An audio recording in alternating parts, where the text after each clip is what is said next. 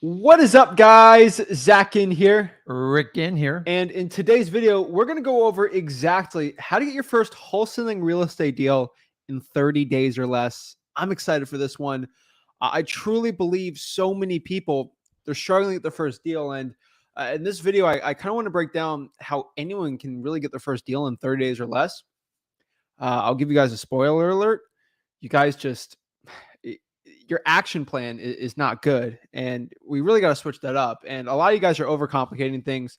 I really want to break down exactly the steps you need to take to get your first deal in 30 days. And if you do what I say, like it's very hard for you not to get a deal. So I'm excited. If you're virtual, doesn't matter. We're here to help.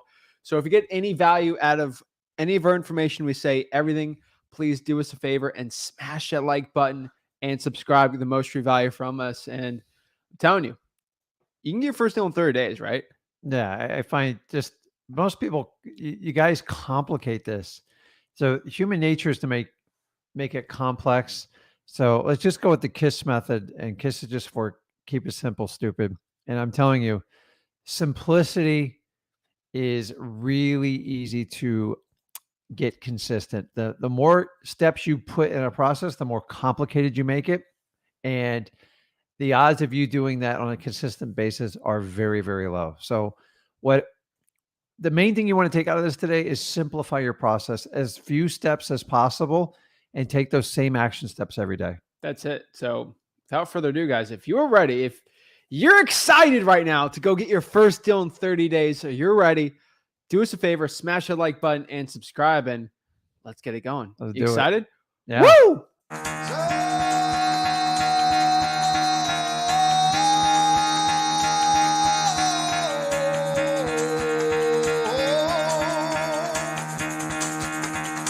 Get the fuck out of bed, bitch. Go.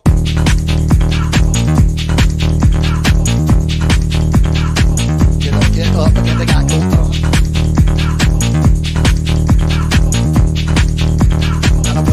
Time to wake up, bitch. Get up. Get up. Get up.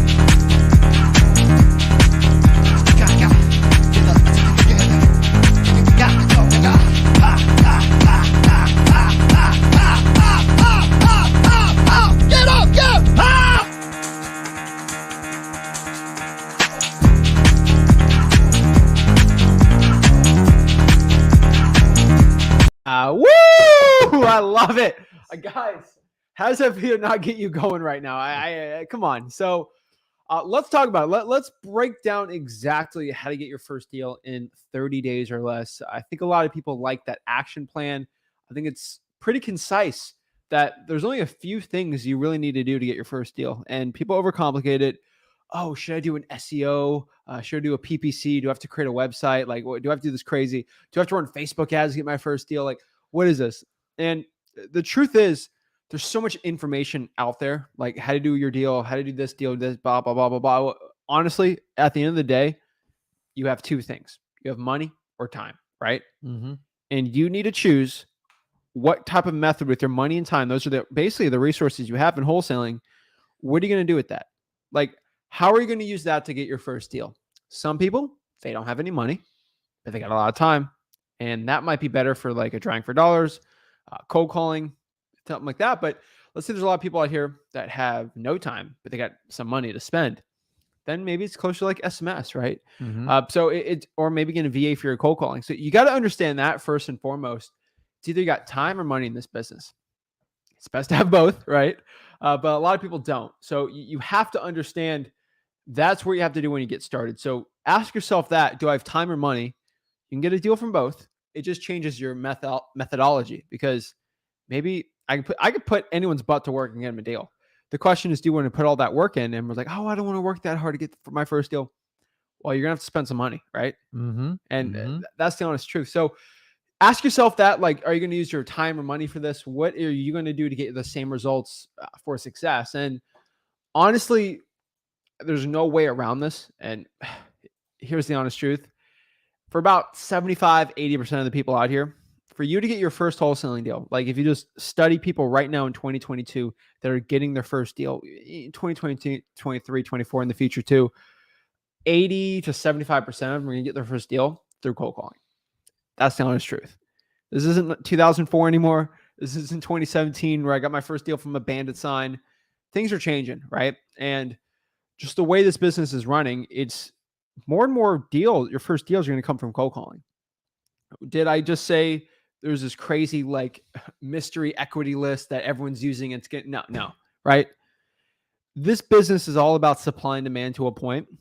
And so you got to understand that back in the day, there was a lot less supply of wholesalers cold calling. A lot of them were doing other type of strategies. There's less wholesalers out there. That means when you used to cold call, the chance of you getting a deal was way better, right? On an average list. And you sort of have to look at that with SMS text blasting. Remember when we first started SMS text blasting, how amazing it was, right? That was because it was a good strategy and there wasn't a big supply of wholesalers doing it, right? And that was really good for us. And now everyone's texting, right? So the supply is not with the demand. So you got to understand that. Where I find the best arbitrage, which you got to understand, is like, what's the best arbitrage of your time? Everyone knows I got into cold calling. It was 5 hours a day, 5 days a week for a year straight. Not for the faint of heart. But that's what I personally needed for me to be automatic, for me to always get a deal every single month when I was 21 years old, 20 years old, doing deals, right? 20. But that's what I had to do. Now, most people aren't willing to do that, and I understand that. You got kids, family, things like that. So what's the best arbitrage of your time if you're cold calling 1 to 2 hours a day? You got to get the right list. So just understanding, you have to ask yourself two things. First of all, why aren't you cold calling? Like, if you know 80% of people are getting their first deal, why are you fighting it to a point, right? There's a lot of strategies out there that say, oh, you don't have to cold call, whatever. Guys, it's the shortcut method, in my opinion. People are selling you a shortcut, right? Because cold calling is hard. It's not easy, but it's necessary. They try to sell you the shortcut, right? Yeah, and understand, whenever you do a wholesale deal, at some point, you will have to get on the phone with that seller. So that's why we do like cold calling, because it is the straightest line to talk to that seller. And it's really the highest and most efficient use of your time if you want to scale it. Listen, I'm all about you guys. I personally hate cold calling. This is the guy who actually got it going in our business. Yes. I never did it because I knew I wouldn't be consistent with it. But here's the thing. Are you uncomfortable talking to a seller over the phone? No. But see, that's the difference between you and a lot of people that don't like cold calling. And I'll say that a lot of people don't like cold calling, not because of the way that you don't like it, because you have better options, right? But like, you didn't like cold calling because you just want to sit behind the phone, all that. I get it. But a lot of people are scared to cold call for an hour or two because they're uncomfortable talking to sellers. And the thing is, if you think you're going to go use this other system that avoids cold calling, okay? Let's say that's great, okay? Right? What are you going to do when you have a lead that wants to go meet with you and you got to close over the phone? Oh no, right? Yeah. I don't have any experience talking to sellers over the phone. What do I do? And you fall on your face and you fail. Oh, maybe cold calling, getting some of that experience would have actually helped, right? No, it definitely would. And so ask yourself that. A lot of people that try to get their first deal through SMS text blasting. I love SMS text blasting. I tell you, everyone should do SMS text blasting if you have the resources for it. The thing is, if you're trying to do it your first deal because you want to avoid the stress of dealing with the seller, what are you going to do when the seller wants to sell their deal? I saw people out here bragging that, oh, you can close deals over text. I'm like, are you kidding me? These people are saying they're doing $60,000 deals, only texting the seller. I promise you, if they did it, they left a ton of money on the table. I'm just telling you guys. I gotta see proof of that. But like, you gotta understand, to get a really good deal, you have to connect with people. Other than that, you're just a robot. You could be an AI just sending an offer over via text. The whole goal of SMS is to convert them to phone. So if you're doing cold calling, you're skipping that step. Remember, if you're doing driving for dollars and collecting leads and you're cold calling them, remember, cold calling is going to be the fastest and straightest line to a seller. Is it fun sitting there calling people for 4 or 5 hours? No, but that's part of the work on the sweat equity part. No, but here's the thing too. Again, I know I'm going in circles on it, so we'll go to the next thing here. But like, why don't you want to cold call? I called somebody out last week for it, and it opened their eyes. And that's the difference between us and someone you pay. When you pay a mentor, it's a weird relationship to a point because they sort of have to be nice, and They have to be real nice. I'm be real nice to you, and I'll say this quote unquote professionalism to a point. Now, I'm not making fun of being professional or something, but like, it's not professional sometimes for me to go to someone and say, "You're just scared to cold call. You're being a little, about taking action." The problem is if you get this whole corporate like, "Oh, you pay me $5,000 to teach you. I'm going to be really sweet and nice, pat you on the back, be sweet." This is the reason why we don't like do the coach. It's like, I can just tell you straight up what's wrong with your business. It's not pretty, it's not nice, but it's what you need to know, and it will give you the right growth. And the question is, if you're asking yourself why I don't want to cold call, why you keep asking us, "Oh, what can I do outside of cold calling to get a deal?" It's because you don't actually want to go and face your fear of talking to a seller. Mm-hmm. What are you going to do when there's 5 other wholesalers and you got to close that deal? You're going to fold up like a lawn chair, right? And you're not going to get the deal, right? So the thing is, why are you scared to go out here? I'm telling you, from the people that I know, I've dealt with thousands of wholesalers that get their first deal through cold calling, thousands of them. I have not met, I probably know hundreds like this, that they have at least 1,000 hours of cold calling under the belt. Not one of them scared to go cold call after doing 1,000 hours, right? Not one. Yeah. And what's the percentage of people that never cold call that's scared to cold call and talk to a seller? It's a lot. Right? Yeah. And so it's kind of like running a mile, right? Like you do a lot of running. I mean, how long do you run today? You run out in the sun all day. Just under 5 miles. That's why you have a better tan than me. It's hot. But the thing is, like, you run a bunch. I do a lot of running. That is terrible the first But time. I haven't done a lot of running since I did the marathon. But like, let's say you running 5 miles, right? You have thousands of miles in the past year of just running, right? Are you scared to go out here and run a mile? No, you're not, because it's second nature. Do you know how many Americans are scared to go run a mile right now? A lot of them. Yeah, I used to hate it in I don't blame them. Elementary school, middle school. When we had the miles, like, oh, you're a kid. but I never ran, like, because I hated it. The thing is, treat that just like you're doing your cold calling. You actually get better at it, you're gonna be fine. So, guys, the thing why we're going so deep on this to a point is 80% of all of you guys watching is going to get your first deal through cold calling. That's going to get your first deal.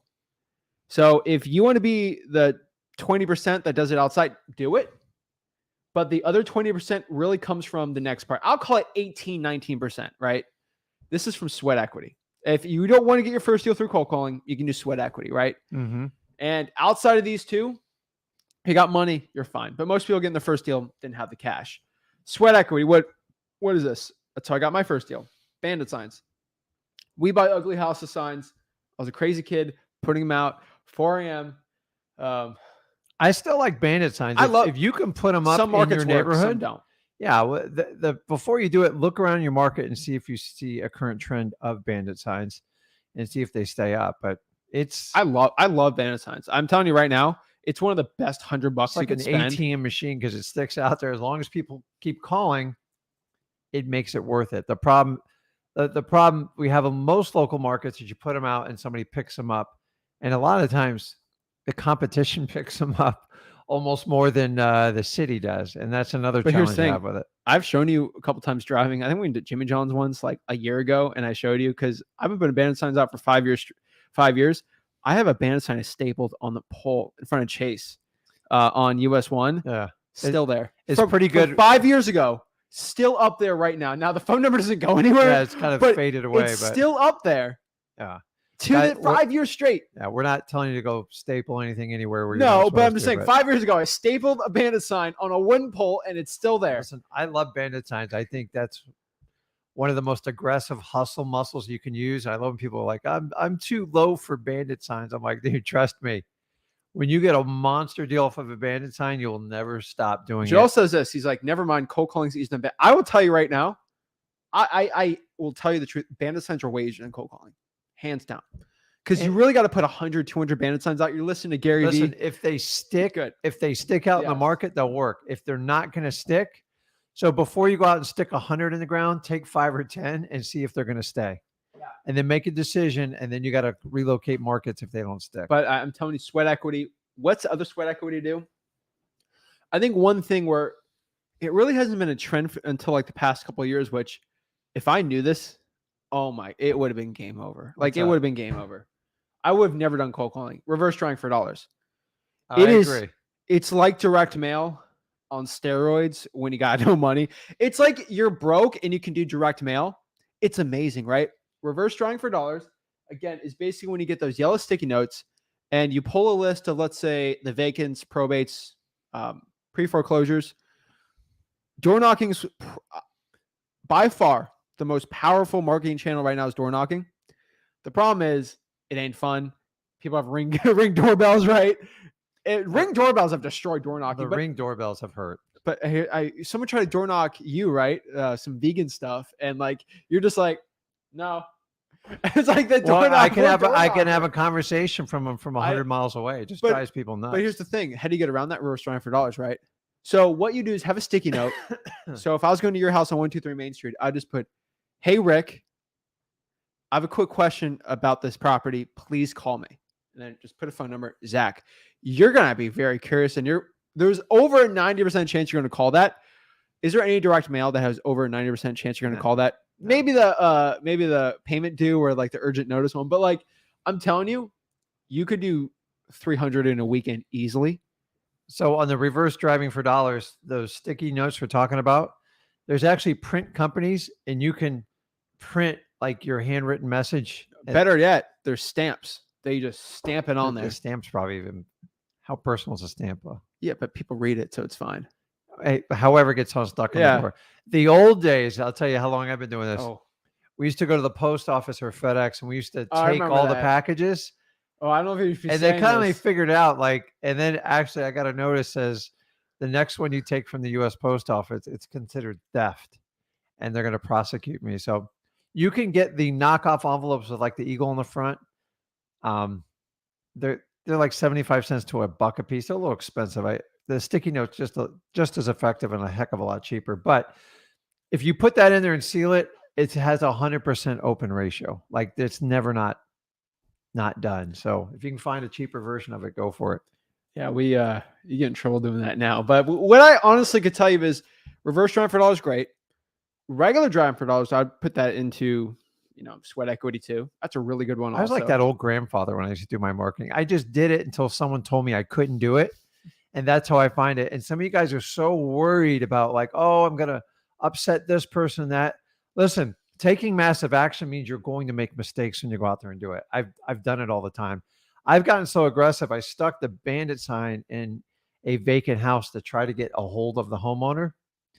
And boy, that got them to call me. And that's part of reverse driving for dollars too. You can take it.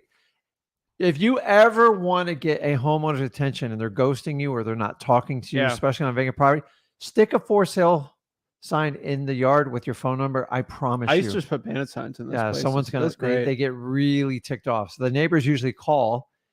And remember, when they call you, make sure you get their phone number, their contact information. And that's like reverse engineering. Because I've had people like 3 months chasing them down. They won't call me, stick a sign in the yard. All of a sudden, you get like 5 phone calls from everybody. Yeah. So the thing is, drawing for dollars is going to be another good one too. Mm-hmm. So that's what you do. But at the end of the day, if you want to get your first deal in less than 30 days, 90 to 95% are going to be through those strategies. We can go through the 5%, right? You can go through the 5%. You doing Facebook ads. You can do all these crazy RVMs, like all these crazy complicated things. But I'm going to tell you for 95%, I'm sorry for saying no to the 5% out there. A lot of it's going to be like networking and stuff, but bird dogs, stuff like, but simplicity is going to be key here. Mm-hmm. And if I can see 95% of deals are through those two methods, if you're asking me, how do I get my first deal? 95% simplicity. Like I got to look at simplicity, right? It's going to be those strategies. And so this video is not for the person actually taking action right now. This is not for that person because those people are just already doing it, right? You guys just got to take more action. Yeah. This is for the people that are overthinking it. And how do you get your first deal? It's action. Yeah. And that's so like we look here. Okay. There is either two options you got if you want to get your first deal right now. This is going to be your action plan. And this is not going to be I'm going to take some of the action plan that Zach and Rick said, and I'm going to use the stuff that I like and then get rid of the stuff that I don't. I'm just going to do it. The thing, you just got to put your head down and go. Correct. So if you guys are given instructions, especially someone 20 years plus in the business, we tell you step by step what to do, and you're going to take it and you're going to filter it through your lenses for the stuff you want to do and then cut out the stuff you don't want to do, I can almost guarantee you're going to fail at it. We complicate things and we try to let our ego dictate how we're going to do things. And your ego has this way of doing the things that feel really good and right and ignoring the stuff that it doesn't want to do. And it'll come up with an excuse why you want to do it. So I'm telling you guys right now, if we give you a step-by-step action plan and you ask, well, I want to do this, but I don't want to do that, just understanding once you alter it, your odds of success drop rapidly. And yeah, you can't do it. I'm just telling you, there's a reason I've forged the path 20 years. He's been doing it 5 years. It's because we know what works. And if you follow the advice, that's great. And even better, I didn't even charge you for this stuff. I've completely changed this industry on how we deliver information. Honestly, at the point where we don't charge, because I can just tell you straight. Like I can just tell the people straight up what works and what doesn't. Yeah. I don't have to go filter it. I don't have to put an animal name in front of a method I do to make it sound cool. People are using animal names in front of things. Animal names. Like it's the bowl method for going out. Like I had to go sell, like I had to pretend I was in a webinar for the people because I was teaching a framework for like the triple attack system of like calling, voicemail, text. I'm like, well, no one's going to remember the name.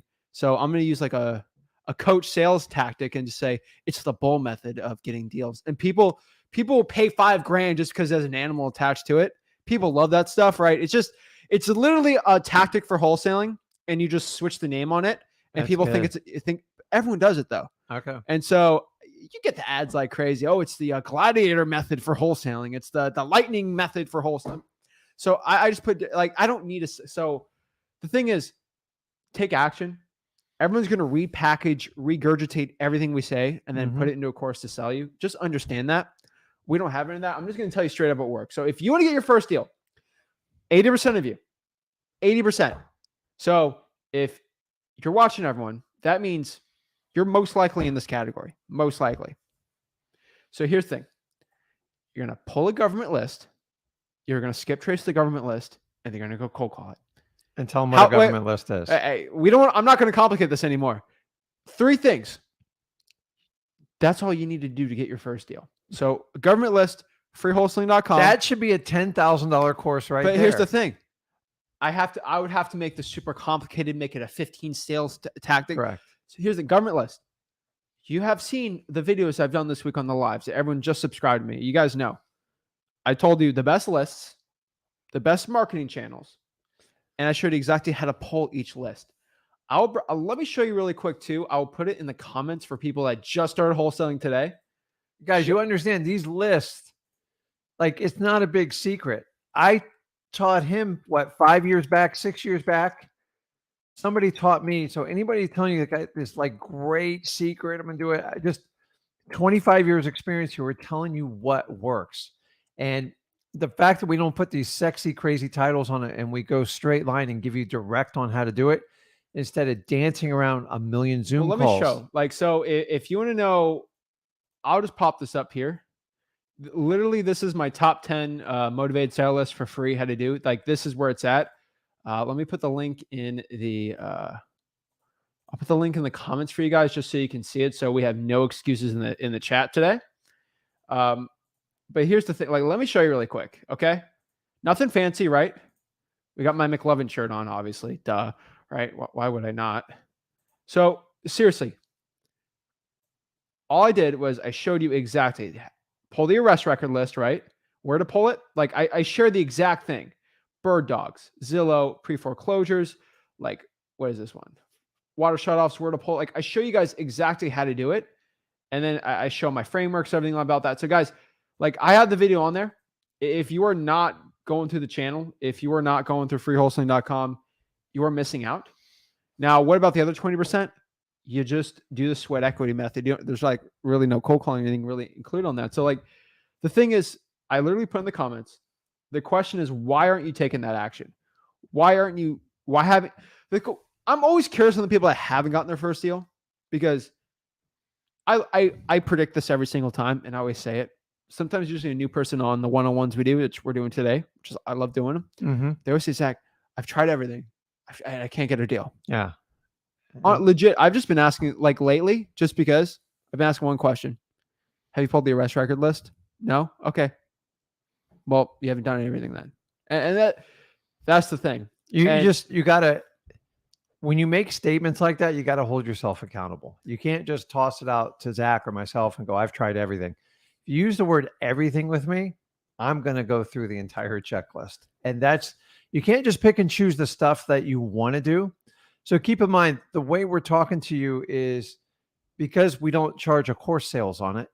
I don't really have a problem with course sales. I just think the industry's changed and there's no more secrets out there.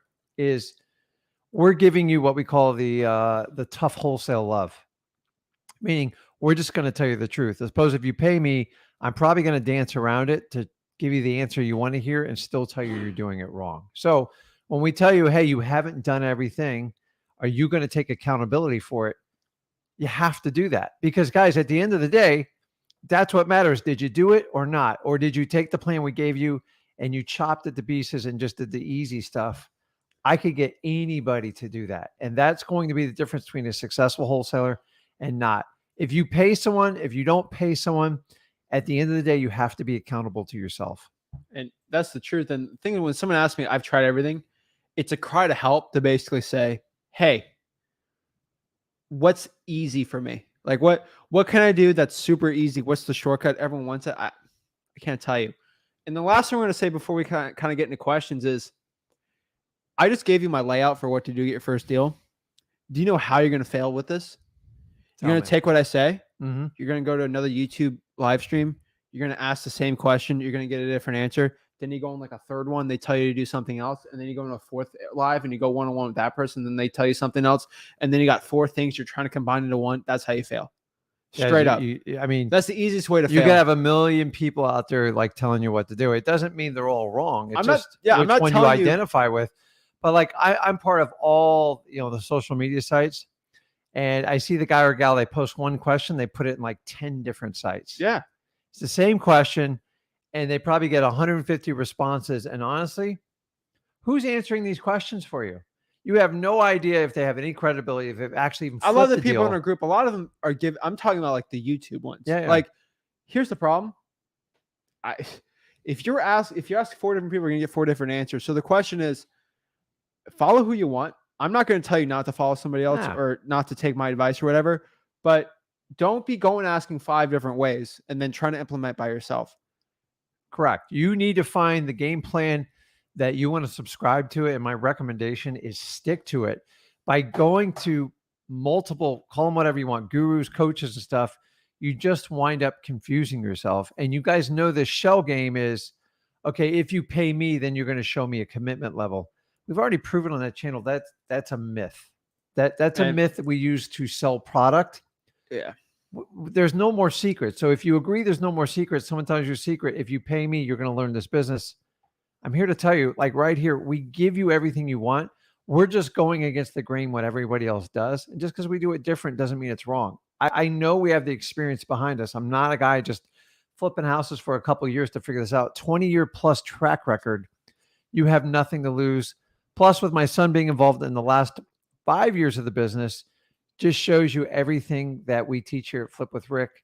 Well, the thing is too, it's like when someone gives you an answer to that question, is there any ulterior motives behind that?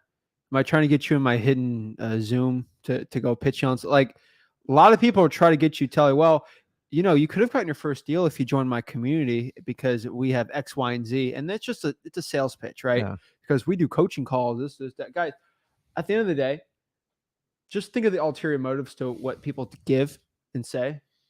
And that's honestly what I can tell you. So guys, let's kind of break down exactly your questions on what we said here. Let's kind of get to the nitty gritty of why you haven't gotten your first deal.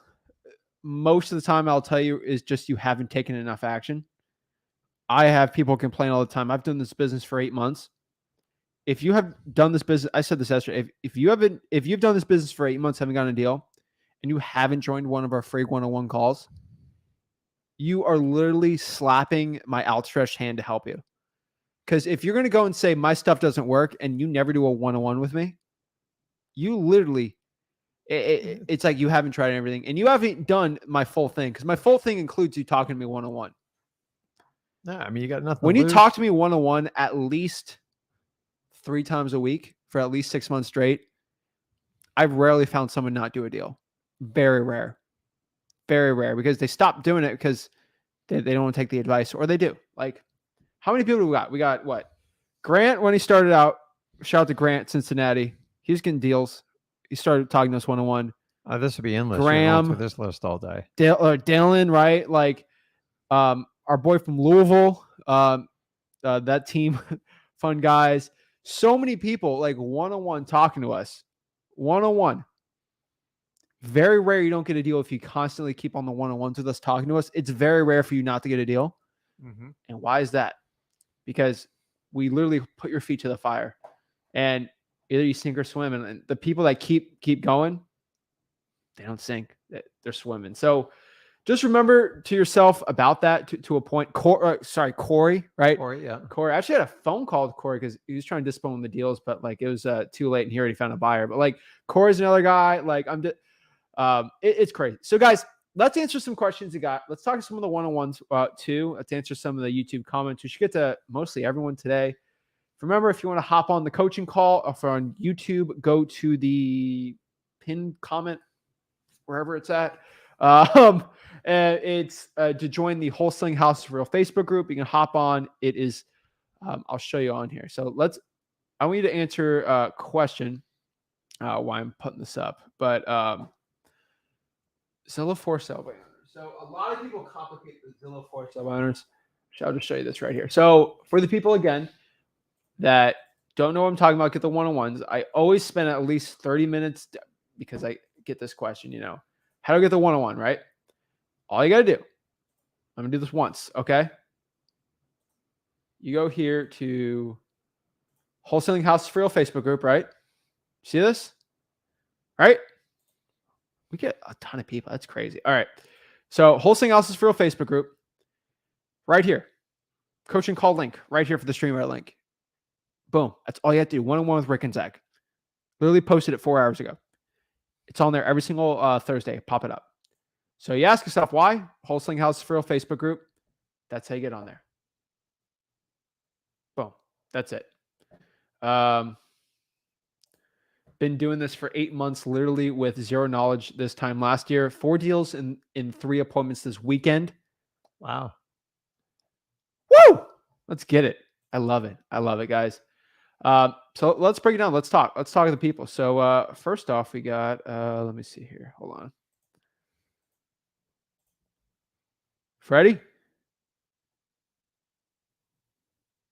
Yo. Ready. Looks like he went to Vegas. Looks like he's got a Vegas background. Freddie, can you hear us? 3, 2, 1. Ooh. Sorry, Freddie. Let me pop him off.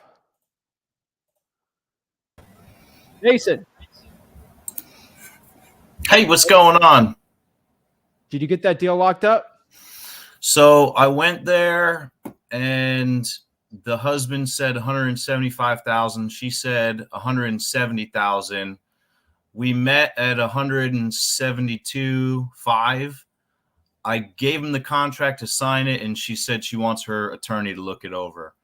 That was Monday, and her attorney, of course, is out of the office all week, so she's going to get back with me on Monday now.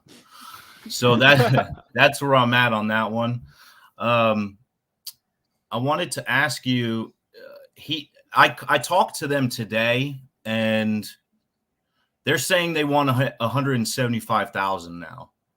So do you think I should do the 175, or do you think I should just stick at the 172.5? The attorney say that, or who said that?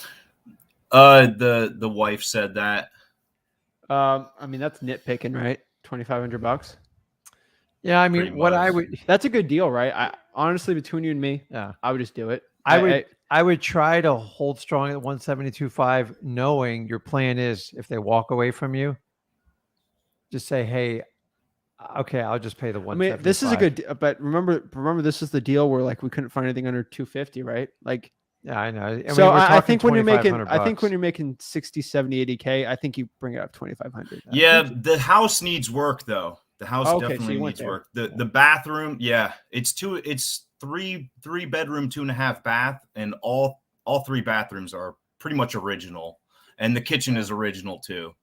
So it'll probably need like 30 to 40,000, I would say. So Jason, did you offer to pay closing costs on this deal?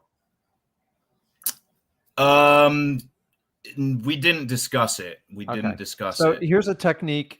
If you just want to give them the 175 just so you lock the deal up and they won't budge, don't offer to pay for the closing cost. Because a lot, like on a really good deal, we'll pay for the closing cost just to get them to say yes, because the $2,000 or $3,000 we can easily absorb. So if they're pushing you a little bit, just don't offer the closing cost, meaning they're going to have to pay their fair share of their closing costs. On a really good deal, you can offer, hey, I want a net 170 if the house is worth 400, like absolutely. On this one, just do not offer to pay for the closing cost, because there's $1,500 of like junk fees right in there. So a little tip for you guys: when you get deals a little bit tighter than you want, do not offer to pay for closing costs, because every dollar counts in the end. So on the previous one, if it was close and once you throw out the offer to pay for the closing cost and then they raise the price, it's like a double-edged sword, because not only is it going to cost you another $4,000, once you figure out the closing cost, it really adds up. People are like, well, Rick, the closing cost is passed off to the end buyer. I get it. I promise you can always get a cash buyer to pay more on an assignment agreement if they know they have control of the closing cost. So the key is you're not paying the closing cost anyways, but offer to cover it for them. If you offer to cover closing costs, it will affect your assignment contract price, because buyers are smart. They're like, I have to pay for all the closing costs. I'm like, I'm sorry, it's the only way I could get the deal done. So it's up to you. You can test them out, but have a game plan. Just say, listen, that's fine. If 175 gets it done, I'll get it done, but do not commit to any type of closing costs. Like, just So it's either every one county, or the other. Yeah, every county has they have customary like closing costs. So like in the area we are, it's common for the buyer to pay for the title insurance, which is one of the biggest costs of the transaction. But in some counties we go over, it's the seller that's supposed to pay for it. So it bounces like all over the place. So don't commit to negotiating any part of that. And if, that'll at least save you a couple grand on the transaction, you or your buyer. Gotcha. How much? I wanted to ask you, Zach, too, if you could comp something for me really quick, but how much would the closing costs on average be for like 175,000? The best way to get a fix on that is try to find a local title company you're working with.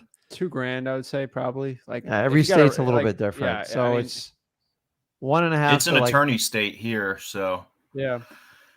So outside the attorney fee, it's usually like 1.5% of the cost to close on the transaction. Yeah. So the most I've ever seen is like low 2.2 in some of the extreme states. So I assume you'll be somewhere between 1.5 and just below 2 outside the attorney fee. Remember, the attorney fee's on them. Like that's the only thing that drives me crazy about the states where you have to have an attorney close it, because they're going to charge you for their time, and it's usually a couple hours worth of work, which is like $1,000. Yeah. They don't have any like title companies here. They're all just listed as attorneys. You know what I mean? So same thing. So we got attorneys in our title offices. So it's just the same thing. Same thing. So you need help comping something? Yeah, I just sent the address there in the private chat. Yeah, oh God, here we go.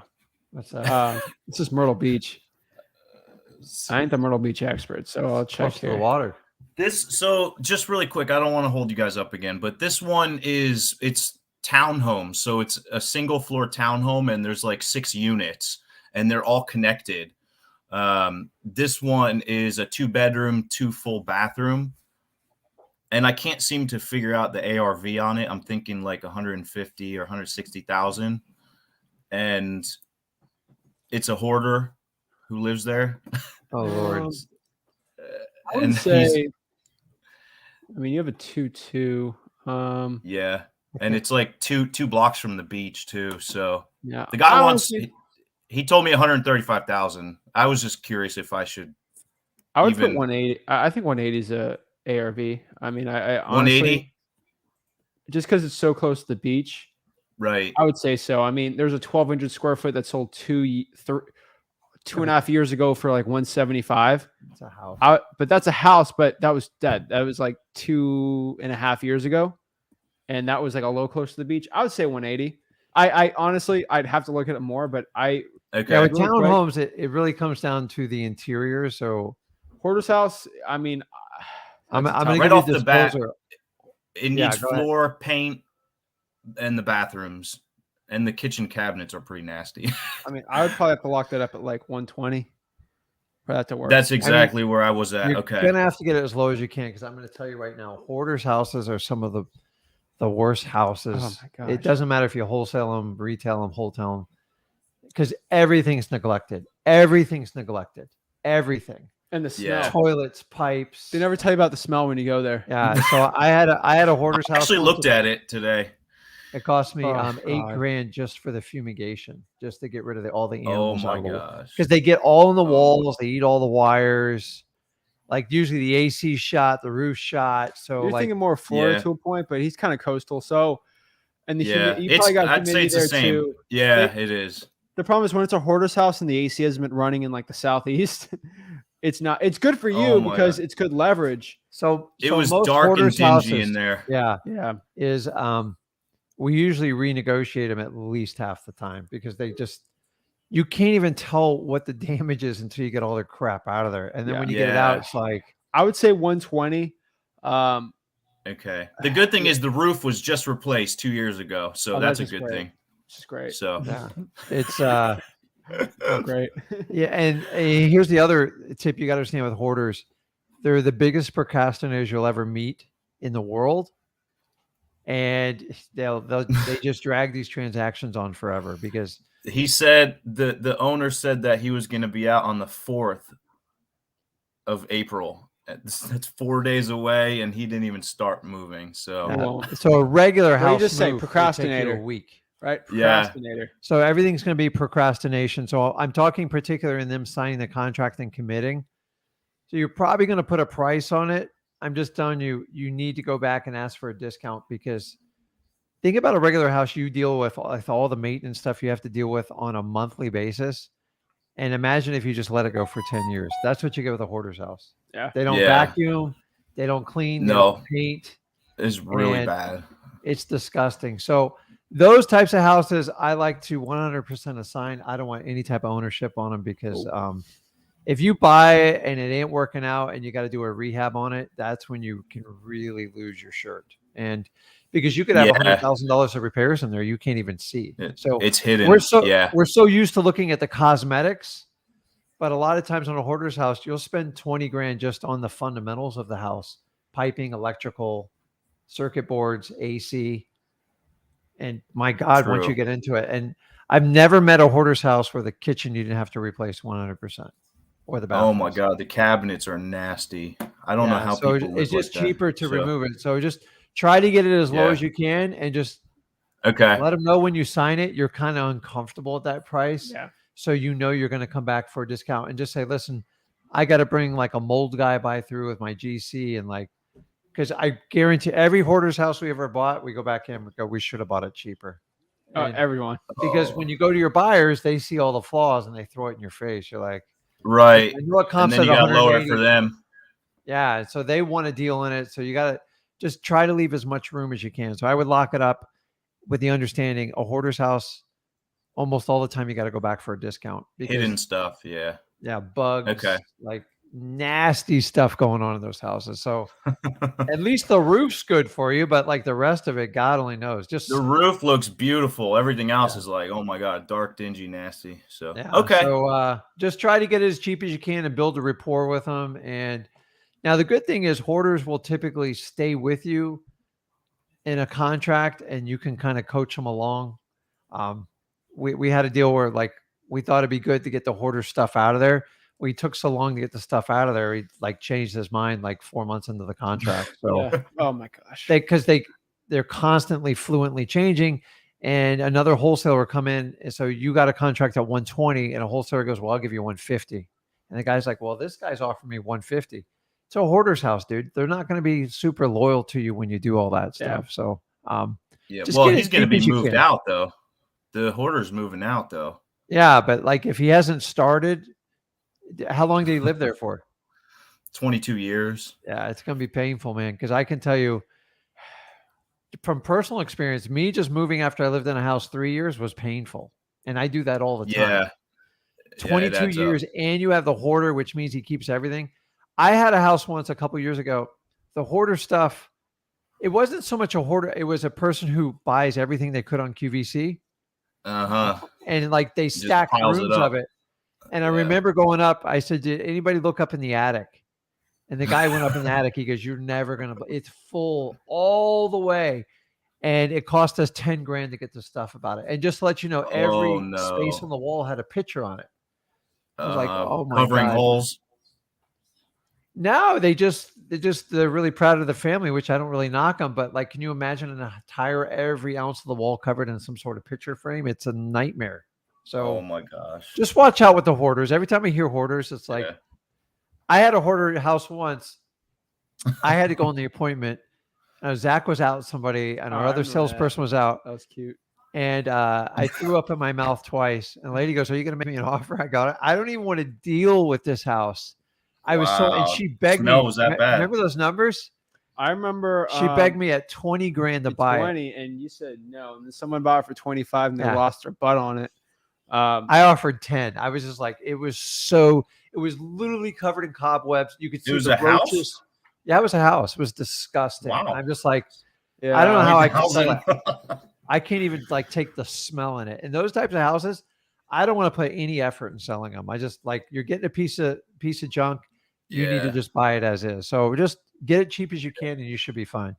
I'm going to try and get it as cheap as possible, but otherwise I'm not going to bother with it. No, I know. But just even if you get stuck at the 120, let them know you're uncomfortable at it and you're going to have to bring in some additional people to like take a deeper look at the house. Yeah, fumigate it. I once bought a guy's house. Now he wasn't a hoarder. The house was so decrepit. If you leaned on the wall, structurally the wood was eaten so bad by the termites. Oh my gosh! I sold it. Luckily, this one isn't that bad. And he spent 2 years rehabbing that house. 2 years.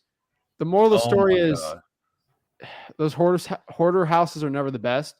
You gotta lock them up for the lowest you can. But yeah, I don't close on hoarders houses. They're too risky. The thing is, when I do my that's why he called me. He called me off a bandit sign. So, dude, they work. And the thing is about that house, though, you can still make money off of it. The thing is, it's not even about the ARV to a point. With a house like that, where it's kind of like it can go every which way, the rehab, just gotta lock it up for the lowest and give it to a cash buyer for the highest. Sometimes on hoarders house, we don't make hard. A ton of money. We just take them. Like if I don't have any money and I can make $5 grand and just walk away from this mess, I don't want to deal with it because the repairs are completely unknown. Yeah. And guys, this is why I avoid the big fix and flip business. Unknown will get you killed in this business. Like Jason, if you were going to go lock up that deal and you did your math perfectly, and would you care if you're making 15, 10, or 20 on the deal? It doesn't really matter. You're probably going to take it no matter what, whatever their lowest they can take. So it's like, to a point, you want to get your ARV there. It's more of an overthinking thing with the ARV. We just lock it up for the lowest. To a point, I can look at a house in my local market and figure out the value in like 5 seconds. But to a point, we're all guessing to a point. Yeah. And we just lock up for the lowest and sell for the highest. Well, it gives you more room to do that. And like, keep in mind when a hoarder, when he takes all his stuff out of there, you're not even going to recognize the place, man. It's going to look 10 times worse. Yeah. And then, Jason, what is that deal worth? Like, what is it worth? What do you mean, the house, the ARV? Yeah, the house, that wholesale deal. What is it worth? Well, the ARV is 180, and he wants 135 for it. The true answer that it is literally worth what a cash buyer is willing to pay. Yeah. It's not what you figure out. It's whatever a cash buyer is willing to pay for it. And I know a cash buyer that'd pay 150 for it, 170. There's a cash buyer out there probably for 180, and then there's a cash buyer that'll Yeah. offer you 100. So Your True. values It is depends dependent on on who what you cash sell it buyer. to. yeah, and they're all going to That figure makes out sense. what they think Yeah. they're going to have to put into it to get it up to market price. Yeah. And then they got to determine what they're going to sell it for. Now, I think 180 is a conservative number, For ARV. but maybe a completely fixed up one, maybe it is worth like low 200s. I have no idea. Like that's unfortunately the market will tell you that. I just don't Right. like the going in the unknown risk. Someone will buy it. Someone will buy it. It depends on who you sell it to, really, is what the value. Dude, but To a you're point. going to have Most to kind of come up with some numbers of what You they have to have a need to good range, invest though, into right? it. Like Yeah. I would probably lock it up around 120. You know, if he's at like 135, you should probably try to get around 120 for it. Like, I mean, Yeah. you can be at the point where I've had deals where it's like, oh, I'm at 130. That's my cut. Like that's my low price. I'm like, if 135, I'll do 135, but you're gonna have to pay closing costs, and I'm gonna have to bring in 1 million people through here. Yeah, the hoarder thing is Right. what really throws a wrench in your I deal. like Yeah. that, Zach.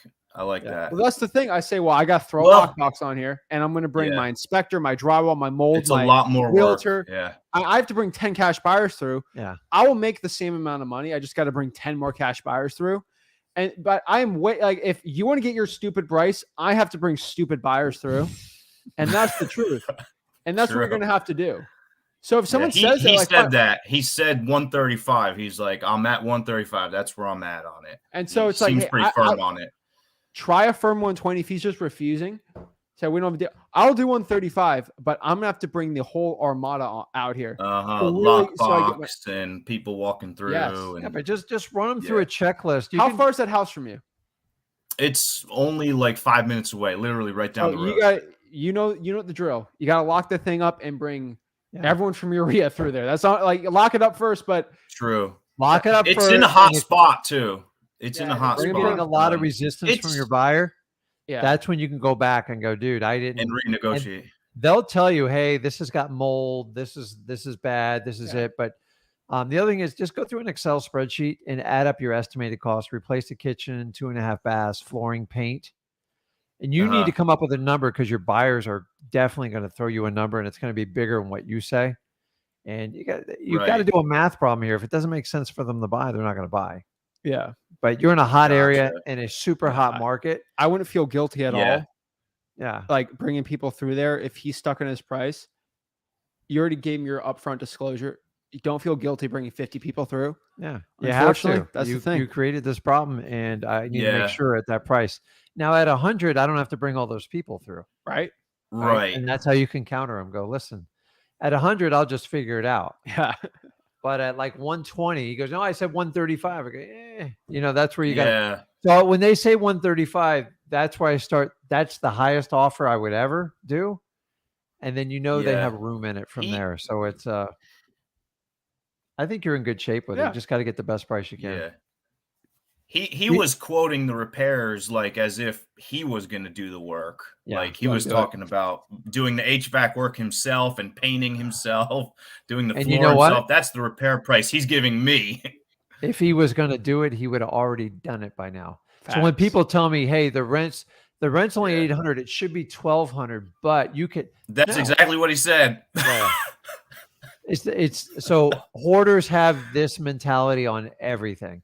And honestly, you've had 22 years to do all these fixes. So I just focus but on the you hoarder, moving the on. guy living there is a tenant. Okay. He rents. Yeah. So the owner is not the hoarder. The tenant is the hoarder. He's moving out in 5 days. All right. Well, I mean, So it's really you're- not that you're bad. playing He's to not swing. really, I don't know. He may not be a hoarder. I think he's more a drug person because it's just dark and dingy.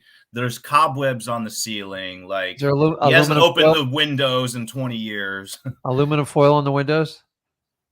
No aluminum foil. that's a Florida thing. Oh yeah. Get outta here. That's a You got Florida to thing. run when you see Yeah, that, man. but at the end of the day, What is that? You start in Florida. They start using aluminum foil on the windows as blinds, so nobody can see in, and then they take the same aluminum foil to kind of yeah. to So, build their drug base type of Yes. deal. Okay. Aluminum foil is very versatile in yeah. Florida. So what I could tell you is you got the game plan. You know what to do. That's what you have to do. And So you get it. lock You'll it make up. money. It's just a question of how much you're gonna. And I promise you'll learn through this experience. yeah, and for that other deal, honestly, seems like a good deal to me still, even with the Yeah, repairs. I was I locking up agree. for 175 and they pay for the title. Theoretically, you should probably make more money at 175 but then paying title than you at 172.5 paying for title. Yeah, so I'll make out more. With everything. Yeah. You're basically that's a net even, and the seller in their mind feels like they won. Yeah. So Yeah, like, true. So we it's a talk win-win. about net numbers. So many wholesalers are taught, they go, oh, I'm just going to tell everyone to pay closing costs. Now, you can do it as part of your marketing thing. Like we do it all the time. But when we get a tight deal, we know It could like be they're asking leverage. for a lot more. I don't even bring up closing costs. I'm not paying one dime extra because I'm going to need extra room in that deal. So when you pay closing costs, people are like, well, your end buyer pays it. The reality is buyers are pretty sharp. So they know they're on the hook for all the closing costs. They're going to pay you less. Now, if you got a huge discount, who cares? But if it's tight, the worst you do is when you offer the closing cost up front and then you got to go up to the number, it's a double whammy and it will blow up in your face. I'm just telling you. So we do advertisements for, hey, we'll pay all closing costs. The disclosure is for the right price, I'll pay all closing costs. But like when we get tight deals, That makes sense. You can't get the boat, you can't get your cake. And can't get everything. Yeah. So by the way, the cash buyer's mad. I told him he can't come. I didn't tell him he can't come. I told him not to come, that something came up. And I also gave him a higher price. So he's like not even talking to me anymore. Okay. Well, you only need one. You know what market? You're in a market where your cash buyers, it doesn't matter. Yeah. Unfortunately, yeah. The reality is cash buyers come and go and you only need one. Just be polite to them. And the type of buyers we look for is the person who's buying 1 or 2 houses a year, fixing up for like those are the better family. ones.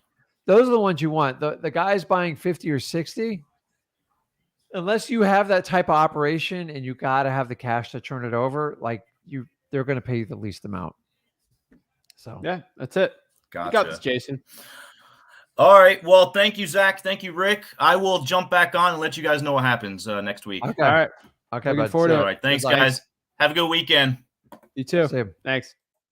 It's awesome, right? Oh, I hate it when those sellers try the nickel and dime thing. Oh, like 2,500, 2,500 more, less. Like it's like one of the tricks out there is sometimes the wholesalers are so eager to try to get it under contract. And this is the biggest problem I see is if you're not willing to have that difficult conversation up front, meaning get the right price because you're itchy because you just want to sign the contract, it might feel good temporarily, but like when you go to sell it, you're going to be like, oh my gosh, I should have just stuck to the 170. I should never have moved. Like, I'm not even going to make an assignment fee. It doesn't work here. I'm telling you guys, get that initial no out of the way. Go for no. It doesn't mean you're getting kicked out. You're just trying to find the bottom line number and find the right price. Because when you get a good low price, it gives you a ton of options. You can wholesale, you can assign, you can retail, you can do anything you want. You can keep it for your own portfolio. But if you set the price too high just because you wanted to get, oh, Rick, I got a signed contract, that's great. You just overpaid for a contract. The number one complaint we get on people, I can't sell this deal. You know what? You paid too much for it because you didn't have the difficult conversation up front. So, and the fact it's not difficult, it's just a little uncomfortable. I'd rather have an uncomfortable conversation with the seller than a brutally uncomfortable conversation with the buyer on why, I can't accept your offer for this. So you'll know when you have it on the right price because your buyers line up out the door and they'll bid each other up. Yeah. And then Grando's a good one here. If it's a Hoarder's house, it's a Hoarder's house. That's probably a drug house. That's probably true. Like a Hoarder's house, just if you guys ever want to know what a Hoarder's house, you can't even walk in the dang thing because the hallways are packed and you got to turn all the way sideways and squeeze it in. And that's the sole reason you got to stay fit in this business, man, to get by on the Hoarder's house. You can't even see it. Yeah, you'll know. So I see a lot of messy houses. I see trash, but a Hoarder's house, it's a whole new level because the amount of mold, moisture, and like rats and roaches in it will Oh, blow you you'll know away. when you're in there. You'll know. Hey, When you sorry. hear the rats on the wall, I'm like, oh my God, what is that? They go, oh, that's the family of rats. They treat them like family. You know how you guys treat your dogs? They treat the rats and the roaches Rats like make family. good pets, but yeah. And when you see roaches crawling across your seller's lap, and they're just like, and this is in the middle of the day. You know, how, like roaches are like they're nocturnal. This is the middle of the day. Could you imagine coming to this house at night? I just run. And if you ever see an extension cord hanging out like the bedroom window, run. Just run, because it's you not still a make money good off one. those deals, but It yeah. is. It's disgusting. That's it. So let's hop on Montel. Hey, you guys, can you guys hear me? Yeah, what is What's up, going bro? on, How are Montel? you? How's it going? So, first I want to thank you guys so much for the content that you guys bring to the channel. I was introduced to wholesaling in like 2019, but then I've like ran into like all the courses and stuff, and it just like kind of pushed me away. So I found you guys about a couple months ago, and I've just been watching you guys' content and really impressed. I appreciate you guys. So I have a Appreciate couple you, man. of questions. So I'm like I'm really hesitant when it comes to like starting this because I don't really know what market I want to indulge myself into. I'm in Houston right now, and I know it's a pretty competitive market, and I don't know actually like what market to start in. So Houston. really, you would do Houston? Montel, how old are you? I'm 22. I'm 22. You're 22. Yeah. I know a guy. His name's Douglas Aguilar. He Okay. is. I did an interview with him 6, 7, 8 months ago. Mhm. He's 19. Okay. Mhm. 3 years. I'm 22. He's 3 years younger than us. Yeah. He's making hundreds of thousands of dollars a year just driving around Houston. In Houston? In Houston, he's just driving Wow. around. He's 19. Wow. 3 years younger than you. He pulls a driving for dollars list. He goes to truepeoplesearch.com Mhm. and then he just calls it literally on a Google Voice, and he makes 6 figures. I think last time 60, 50K a month, or like he broke like 50K a month, and that's all he does. Really? And we know Yeah. multiple investors in that market. I think it's funny you said Houston because he legit would probably. Uh-huh. I'm just saying this in a nice way. If you gave him driving for dollars leads, he would probably split you part of it. Really? But like you should probably do it yourself. But I'm Uh-huh. telling you, shout out to Doug. I don't want to pump up the competition in Houston anymore. But like he's one of a very select. Like there's a huge selection of people in Houston doing this. Mhm. The only reason I bring him up is because he's younger than you. Right. And so that means what's your excuse? To a Right. point of like what we said today about being very simple in this business. He's very simple with it. Uh-huh. Yeah, And so Montel, remember this. Mhm. My recommendations always is to always be active in your local market, even if you're in like Manhattan or LA, Mhm. because if you grew up there, you know it, you know every street, you know every house, you know everything. So even Mhm. if you got 1 or 2 deals and you went to a virtual market, you still be good. But to be honest with you, you're in one of the better states for wholesaling, meaning I'd have no problem just jumping into Texas tomorrow. Right. At so many towns, you have so much growth and so many people come Sorry, to he's your 21. state. Doug's 21. It's amazing. So let me ask you this question. Yeah. What's created your doubt about the Houston market? Like what is there something that someone's told you or something kind of in your own head that's like stopping you from like really committing to it? It's really like me in my own head, really. So I think you're listening to a lot of different people. Yeah. And at the end of the day, it's your life, your accountability. Uh-huh. Houston, it's not like it's LA. It's not like Manhattan. Yeah. It's not like It's you're spread out, going to man. South Beach, but it's spread out. But like remember, even if you do a part of Houston, you got so many other little towns that you can do virtual. I mean, Mhm. Like not bouncing even around there? virtual. Like Not even where virtual. where not in far Houston around. are you? Or in like Katy, Sugarland? Like where? So, well, I'm more in like Cyprus, if you know what that is. Cyprus. Wait, that's more. That's Is that the better area? Somewhat. So I'm originally from Chicago, in Illinois. So like I don't really know Houston, like, I'm new here. So Okay. that's why. Let me look up ARV. How new are you there? I'm talking probably 2 or 3 months I've been here. Oh, okay. Yeah. Well, the good news is you're really young, Uh-huh. and your youth is a huge asset because you got nothing but time to learn All right. stuff. So Cypress 364 is Yeah. the average price. So we're probably not going to be doing that. Right. Um, So I went on Zillow and I was looking like around the area, and I was just looking at the prices, and I was just like, yeah, I don't know. That kind of discouraged me too. You're good. How far are you from like other places around Houston? So I'm like like Katie, all that, like I'm like 30 minutes away from that. Oh, bro. All right. Okay. So we got, okay. So you're kind of by, all right. There's a lot of good areas by you. I Mhm. heard the Woodlands is decent. But yeah. Okay. So I see where you're at right here. Yeah. So what I want you to do, this is really easy. Like this Mhm. is stupid simple. Are you part of any Facebook groups? I'm in you guys' mastermind group. All right, cool. Now I want you to do, because you got the link. That's awesome. I want you to join every Texas real estate, any big wholesaling group outside of us, too. And then what I want you to do is go see people bragging about doing deals in Houston.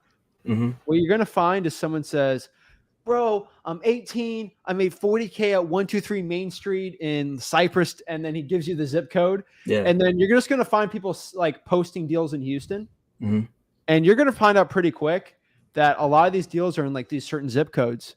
And then you're like, well, drive for dollars in this zip code, this zip code, this zip code. You hear me talking about government lists a lot. Yeah. Drawing for what I've just seen with drawing for dollars, it works way better in Houston because it's very saturated, and that's a list no one else can get. Right. Houston has the most deals I have found. The most deals are actually in Houston and Phoenix out of any city out there. The coolest part is there's a good ratio of wholesalers to deals in Houston versus Arizona. You're good, man. I want you to go do some independent research. Mm-hmm. And then what I want you to find is I want you to find the companies of these wholesalers, companies of cash buyers, and just see where cash buyers are buying deals in Houston. Mm-hmm. If you go through free wholesaling, I kind of break down where cash sales are happening. Yeah. And you'll find out pretty quick, like where the hot areas for wholesaling is around Houston, and drive for dollars there. Yeah. That's what you do. Yeah, and get on every wholesaler's buyers list in your area. Yeah. And So then just let their egos feed it. Uh-huh. And you just reverse engineer it. Take their marketing dollars and find the zip codes where they keep posting deals at, and just keep a tally, and you can figure it out real quick. This is how we do a lot of our virtual marketing. I let everybody else dig for the gold, and then I find the spots they all keep going to, and I go, okay, let's just attack it. And we have the sales team to take it down. You should do the exact same. So and then as time goes on, you're going to learn more and more about Houston. And honestly, within a year, you'll be an expert on it. Like you only need really about 6 months to completely know an area. After that, they're just like little nuances. So I know you know everything about Chicago. So take the same thing if you plan on being in Houston for a little while and like make it work. But like I like to use other people's money and just do it smartly as opposed to you going out and spending all your money trying to figure it out. So it's not hard to find wholesalers in your area. Just find them, get signed up on all their lists, look at their websites, everything, and they all post their deals. And you can just reverse engineer where they're getting deals from. Okay. And I have a question. So I was actually on the wholesaling mastery course, and I was watching the video you made on the contracts, and you did say that that Texas had like a different they have a TREC contract. That's right. You can use our contract there. Yeah. I would probably use the TREC contract. I made a video on that. There's plenty of them. It's just called TREC, and you can assign it with that contract. I think it's a Texas Real Estate Commission contract. Most wholesalers use that, so I would probably do that. What you need to do also is start going to Houston Real Estate Investing Associations. You're going to get a lot of bad info, but it's still better than nothing. All right. You're going to talk to cash buyers. You're going to build those connections. It's more about the networking. It's not bad, but usually those are free or they cost like $5. I would probably start doing that. For example, here, man, I'm going. This is Houston real estate investors, like Akash here. He has a deal here in the 77026, kind of by downtown north price is 80K, right? Like Uh-huh. this seems like that's probably a good area for wholesaling on a 3-2. I mean, it's older house, but like, all right, we're gonna put that on the board, right? I look here in the comments, bro. Look, it looks like Samora wants to buy a deal. Look at all these cash buyers for this deal, right? Yeah. Guess what I'm gonna do? For example, Robert Baker, who's on Homevestors, right? Uh-huh. I'm gonna figure out what his corporation's name is. I'm gonna have him as Robert's a great guy. I don't know who he is, but like I'm gonna find out his corporation's name, okay? Okay. And then what I'm gonna do, I'm gonna put him my cash buyer. He's a Homevestor, probably not good a cash buyer, but I'm gonna find out the properties he's been buying for cash on public records. Mm-hmm. And I'm gonna see 123 Main Street, 14 Main Street. I'm gonna find out the areas that he's buying. Those are probably because he's buying off of wholesalers. You're gonna figure out pretty quick what's working in Houston and what doesn't. Look at this. Wow. Look at all these cash buyers you can be going after right now. Right? So this is Houston real estate investors. Are you on your computer? There's another one. Yeah, I'm on my computer right now. 77093. What was the one above it? 77093. 3. And then this one is 26. So they're different, but like, can you see the private chat? Are you on your computer? Yeah, I see it. So I'm just going to post it just so you have a bunch of links for yourself, Okay. just so you can go through those. But bro, like I'm telling you, they're all there. It's great. Let some of the other people do the hard work for you. Like that's what, if I were in your shoes, I would start just getting down to finding the areas that work. Mm-hmm. You're going to figure out Houston. When you look at a pie chart, there's probably going to be around, there's probably 50 zip codes in Houston, like 30, 40. There's probably 5 where most of the wholesaling deals are. And that's where you need to focus on. One's probably near you. Mm-hmm. And that's what I'm gonna start doing, man. Like, and start drawing for dollars there. That's the key. And you just like, so you talked about how it's competitive and saturated. Yeah. I'm just here to tell you that that's a mindset we put, because everybody tells us this. Like we never verify anything. It just seems like, I know there's a lot of people in Houston. It's a very popular place to relocate to, but yeah, the minute you keep telling yourself it's competitive and saturated, you're talking yourself out of it. It doesn't matter what your competition does. And the sooner you guys grasp that, the better you'll do. Saturation, in my opinion, is a bunch of wholesalers trying it once or twice and quitting. Mm-hmm. They never last. They want quick, fast money. And if I'm here there's to tell you, 21-year-old kids making $50K a month, dude, you can pull $20K a month. I would come. Come on, man. You got. I would go to your market with my eyes shut. Yeah, like yours, I don't even think about it. So, bro, think about how lucky you are. You could be in Chicago. Yeah, way worse. Tough. That's a way different environment. Plus, it's cold all the time. Not fun. So you're lucky, man. And bro, you're great. Like Houston's a great market. It's always going to be a great market. Unfortunately, they always get hit with hurricanes. Yeah. So there's always damage on these properties. The thing you're going to have to do is just focus on helping people out, talking, find the right markets, drive for dollars. You got this, man. So Montel, what's your why for wholesaling? Why are you doing it?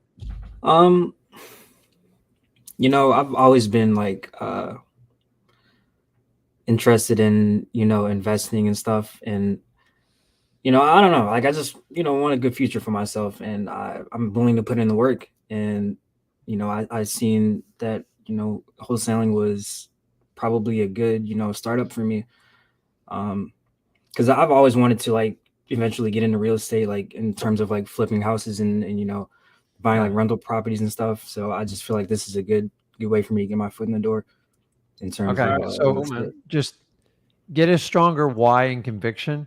Okay. Because that's once you clearly define why you're doing it. I did it for freedom of time with my family and not like stuck on the corporate rat race.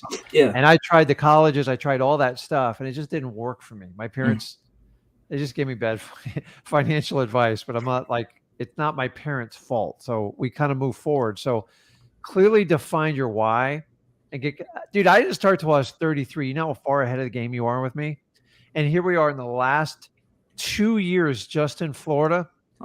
Prices have gone up almost 40 to 50% and rents have doubled. So think about your projection until you're like 65. Just get in and get active in the property. Just imagine what's going to happen in 10 or 15 years in your life. And you don't even have to wait that long. You're going to reap the benefits this year. Here's the thing, Montel. Do you have a car? Yeah, I do. And driving in Houston really isn't a problem. Like, so here's the thing. You got anything planned this weekend? No. Now you do. All right, man. Do me a favor. What I want you to do is, I'm gonna say this in the nicest way. Don't watch Rick's live tomorrow. Okay. Be focusing on Facebook. Okay. Save that live for when you're driving to listen to while you're driving. Save something to do while you're driving. And then what I want you to do is while you spend that time watching that live, start researching the areas you need to drive tomorrow. Okay. And focus on that. Yeah. And then listen to his live on Friday, right? Like that'd be cool. But like that's what I'd be doing. Okay. And you're good to go, man. You got Spotify? I do. All right. So like just to be safe so you don't have YouTube up or you're not distracted, just go to Bags to Riches podcast. Mhm. So all of our lives are on like MP3 so you can listen in the car while you're driving for dollars. Okay. It's my driving for dollars crowd out there. No one really watches it too much, but like I do it for my driving for dollars peeps on the weekends, right? So like honestly, like that's what I'm trying to do. So you have a game plan, you know what to do. Yep. And you just help me out. Like if you got a seller need me to close, I'll close it for you. Like I'm not scared to do that. Like yeah, honestly, you have like all the confidence in the world, man. You got this. Well, tell, is there anything else holding you back? Any type of family, friends, or any concerns you have? Because like part of this is like you committing to it. I know once you do it, you'll follow through and do this stuff, but is there anything else like that's sticking out, like kind of holding you out of it? No, it was just me in my head, you know. Okay. I just gotta get out of my head and really just do it. You are going to do what 95% of the world doesn't want to do, which is actually just take control of your financial future and have a mission to go. And then remember, by you doing this, you're going on the offensive. Most people sit back on the defensive and just let life be handed to them. Yeah. You make this change, there's going to be work in it. You're going to have work no matter what you do. If you work for a large corporation or you work for yourself, you might as well give yourself the fighting chance to have complete control of everything you want. Exactly. So your number's going to be 50. That's going to be your number. Mm-hmm. That's how many driving for dollars leads you need at minimum this weekend. 50. All right. Just talking. Don't wait 50. till you know everything. Do the 50. research. 50. But like, do not wait months to take action. Honestly, that's been my thing. I've been just watching videos and really trying to get a timeline. So the other thing you can do with yourself, if you guys are struggling to take action, start a timeline. Go, okay, by the 7th of April, I'm going to have 100 leads in my pipeline, and I'm going to call all 100 of those people. And then you can start. The research is just byproduct of what we do. And I find some people research for years. Do not get caught in that. So you know the drill. 50 this weekend. You got this. Taking action. You're doing what select few are actually doing. And, you know, just up to you. Solidify your why. So on the tough days, you keep on going. It takes on average 250 to 300 driving for dollars leads to get a deal. So just knowing that, hey, you could get this 50 and that could be a deal. Yeah. You never know. But that's the long-term sooner average. you do it, the sooner you get to the promised land. And it's like your confidence will shoot through the roof. You just got to get it started. Dude, at 33, I was clueless when I started this business. I had no idea what I was doing. Honestly, the first 2 deals I probably shouldn't even never did. But I did them, and it gave me the confidence. And now I'm probably 1,500 deals forward to date. So that's it. You got this, man. I started in your shoes. Yeah. 11 years later, 12 years later. Yeah, you got this, man. Like, you know the plan. Go out here. I'll talk to you next week. We'll see how it goes. You got it, man. All right. Appreciate you guys so much. Thank you. Keep it up, Montel. Thanks. Yeah. That's it, right? Like, I mean, that's as simple as it takes. Makes you want to get in a car and drive to Houston. Fly to Houston, not drive. I don't drive that far. No, but I think we're good where we're at now. I hate driving. But my dream is just to get a full-time driver. If I had the need for it, but honestly, Uber fulfills me. They got self-driving cars coming out. You know the drill. So I like my golf cart. Oh my gosh, I feel like I'm in control. John. Hello, can you hear me? I can hear you. What's up? What's up, John? Hey, I wanted to get the webcam on, but I'm having issues, so we'll just do voice. Is that okay? Very good. That's fine. So when you were speaking to that guy, I felt you were speaking to me because I'm actually in Houston myself. So welcome to the club. So I already know gave the drill me now. you already gave me all the vote of confidence. You looked in the private chat. You saw the interview. I'm not lying when I tell you. There's 21-year-old kids making $50K a month driving for dollars in Houston. In your backyard. When I see that, I'm like, well, just do what he's doing. Like, unfortunately, like that's the way my brain works. And right, if you can even get 10% of that, $5,000 a month starting out, and just scale that up, right? So I agree. Yeah, man, that's awesome, dude. What can we do for you? Well, now I'm haphazard to like even ask this question because now I know what to do. I don't even need to ask. But I was gonna sign up for what was it? What's that dialer called again? Batch leads or batch Batch dialer? dialer, Zach dialer, whatever one. Yeah. Yeah. While I'm building my government list, because I have checked out your top 10 free government listings to pull. I'm wondering in the meantime, is it valid to pull like those types of lists like from PropStream or Batch Dialer, or are they like kind of recycled, everyone gets some type of deal? You can do it from like listri.com, Zach data, but I would prefer getting it from the county clerk if you can. That'd be Okay. better.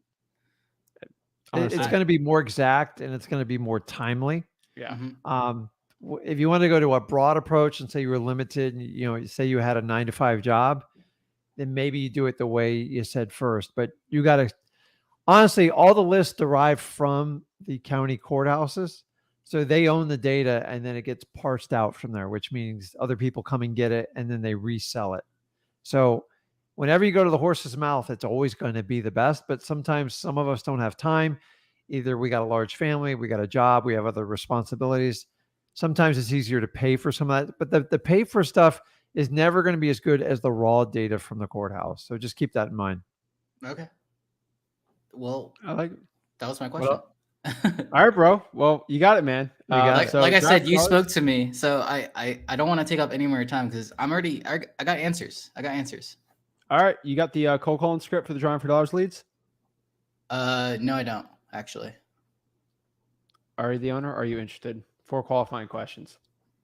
Get the Oh, appointment, lock it up. Okay. Yeah. Then it's And go to all the same. freewholesaling.com. It's the will same. I cover just want to everything like for you have all the Yes. tools, man. You have the tools. Yes, I do. You got this, man. Mr. Seller, are you the owner of this property? And then the 4 qualifying questions. Yeah. There's nothing stopping right now from getting a deal. Thank you. I appreciate it. Thank you. I just Have a appreciate good one. John. See you, John. Kill 2 birds with 1 stone there. There you go, man. It's like they smell each other next door. That was Elijah, what's up? Oh, hey, it's me. What's up, guys? What's up? How are you? Good. How are you guys? I'm Good, blessed, man. man. So basically, my question was, terrible. A White I'm Sox hat? Yeah. kind I just want to make you sure. know, I stole it from my brother, but It's okay. I'm a Marlins fan, so Okay. I gotta hide behind the desk when I talk Yeah, about but- them. What's up, man? So I'm in a market that's like really expensive. So I wanted to like kind of just check up with you guys and see if that was good to be in or not. What market? I'm in Seminole County, Florida.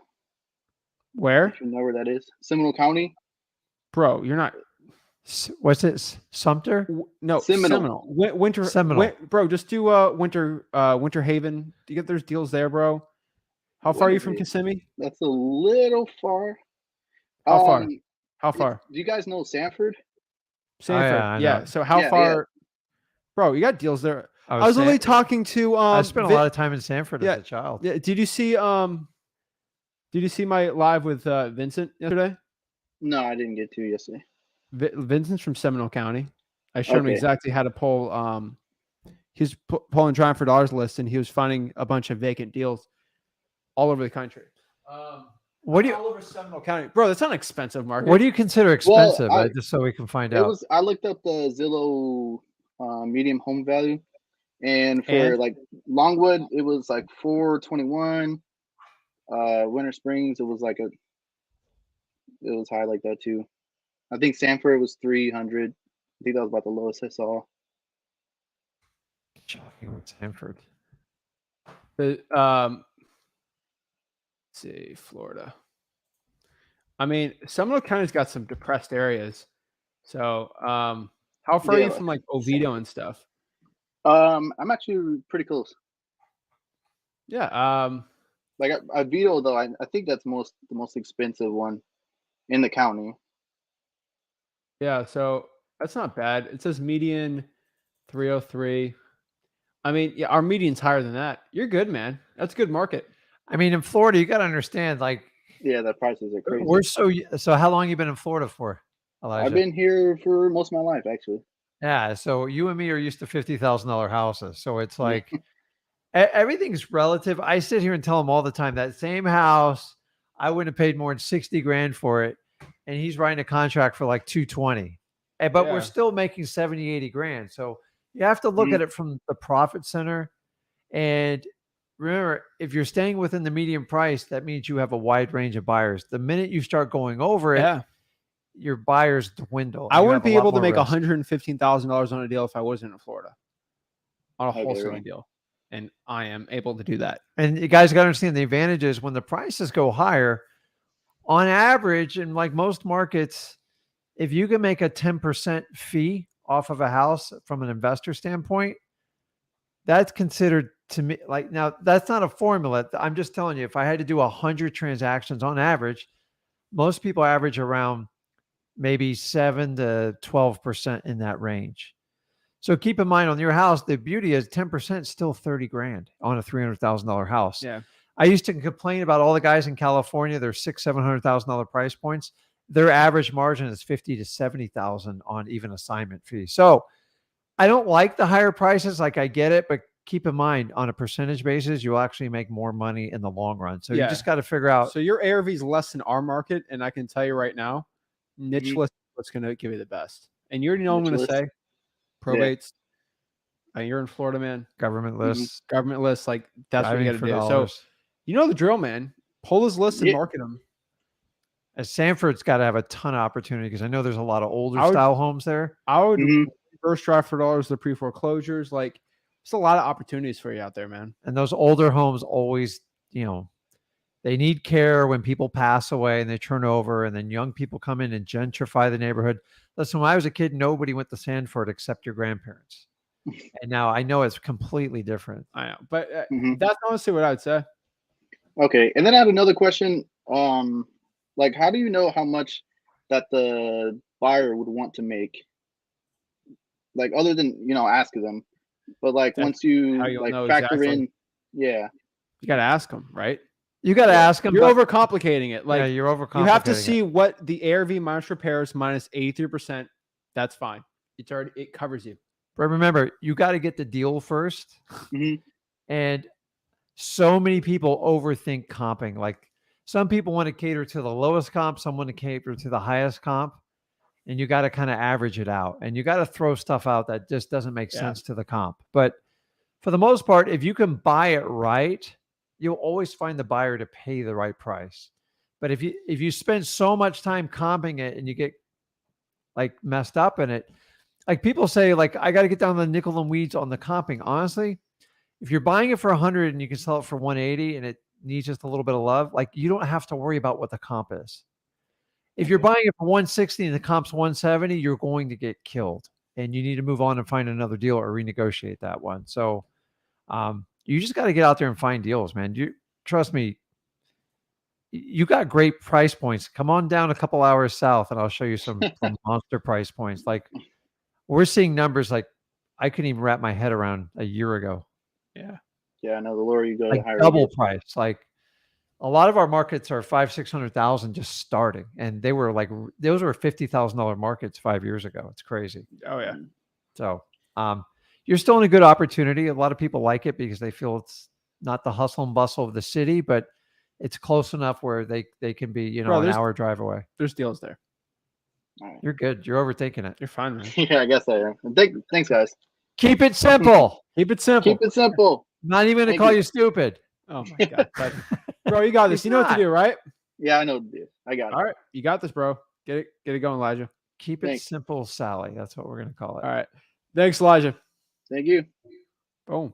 A lot of people complicate this business. I don't know why. They just do. All right. We got Charlie. Ooh, that's me. Can you guys hear There's me? up, you. Charlie? What's up? How's it going? So Glad, funny man. enough, Zach, I'm actually a freshman up at UF. So Awesome, Uh-oh. man. yeah, Wait, is that Broward? Rawlings. Rawlings. I Oh, right knew next it to looked Ew. familiar. I could tell. Ew. Rawlings. Oh my god. Yeah, it's pretty I old. got some good memories. I got kicked out of Rawlings once, but that's for Really? a different day. All right. What's up, man? So I mean, I'm really just getting started in this wholesaling adventure, and I've been watching a lot of your stuff. And I guess for this area, I'm just really because I know you're up here. Like any recommendations, like where to start. I mean, where to start. I went to a company today to get foundation, but besides like areas like things to do in Gainesville, recommendations. So I know you're up here. Gainesville's changed, man. So Like, Charlie, Charlie, what I can tell you right now is I know there's one guy in Gainesville. He's really good. His name's Victor. I interviewed him. He buys a lot of deals in Gainesville. What I want you to do is I want you to go I would want you to reach out to this guy because he's actually buys from wholesalers, and reach out to this guy. If you can message me or DM me, I'll give you his information. Reach out to him. He buys a lot of deals. He'll tell you what places you should be going after. He goes after like Alachua, which not the county, the city Alachua, some other things. I don't want to give out some of his markets unless he wants to give out, but he's a really good wholesaler there. It's like 37, 38. I would be contacting him and seeing what markets you should be going after out there. Anything under 150 is pretty good. Under 150. Yeah, but do you have a car? I do.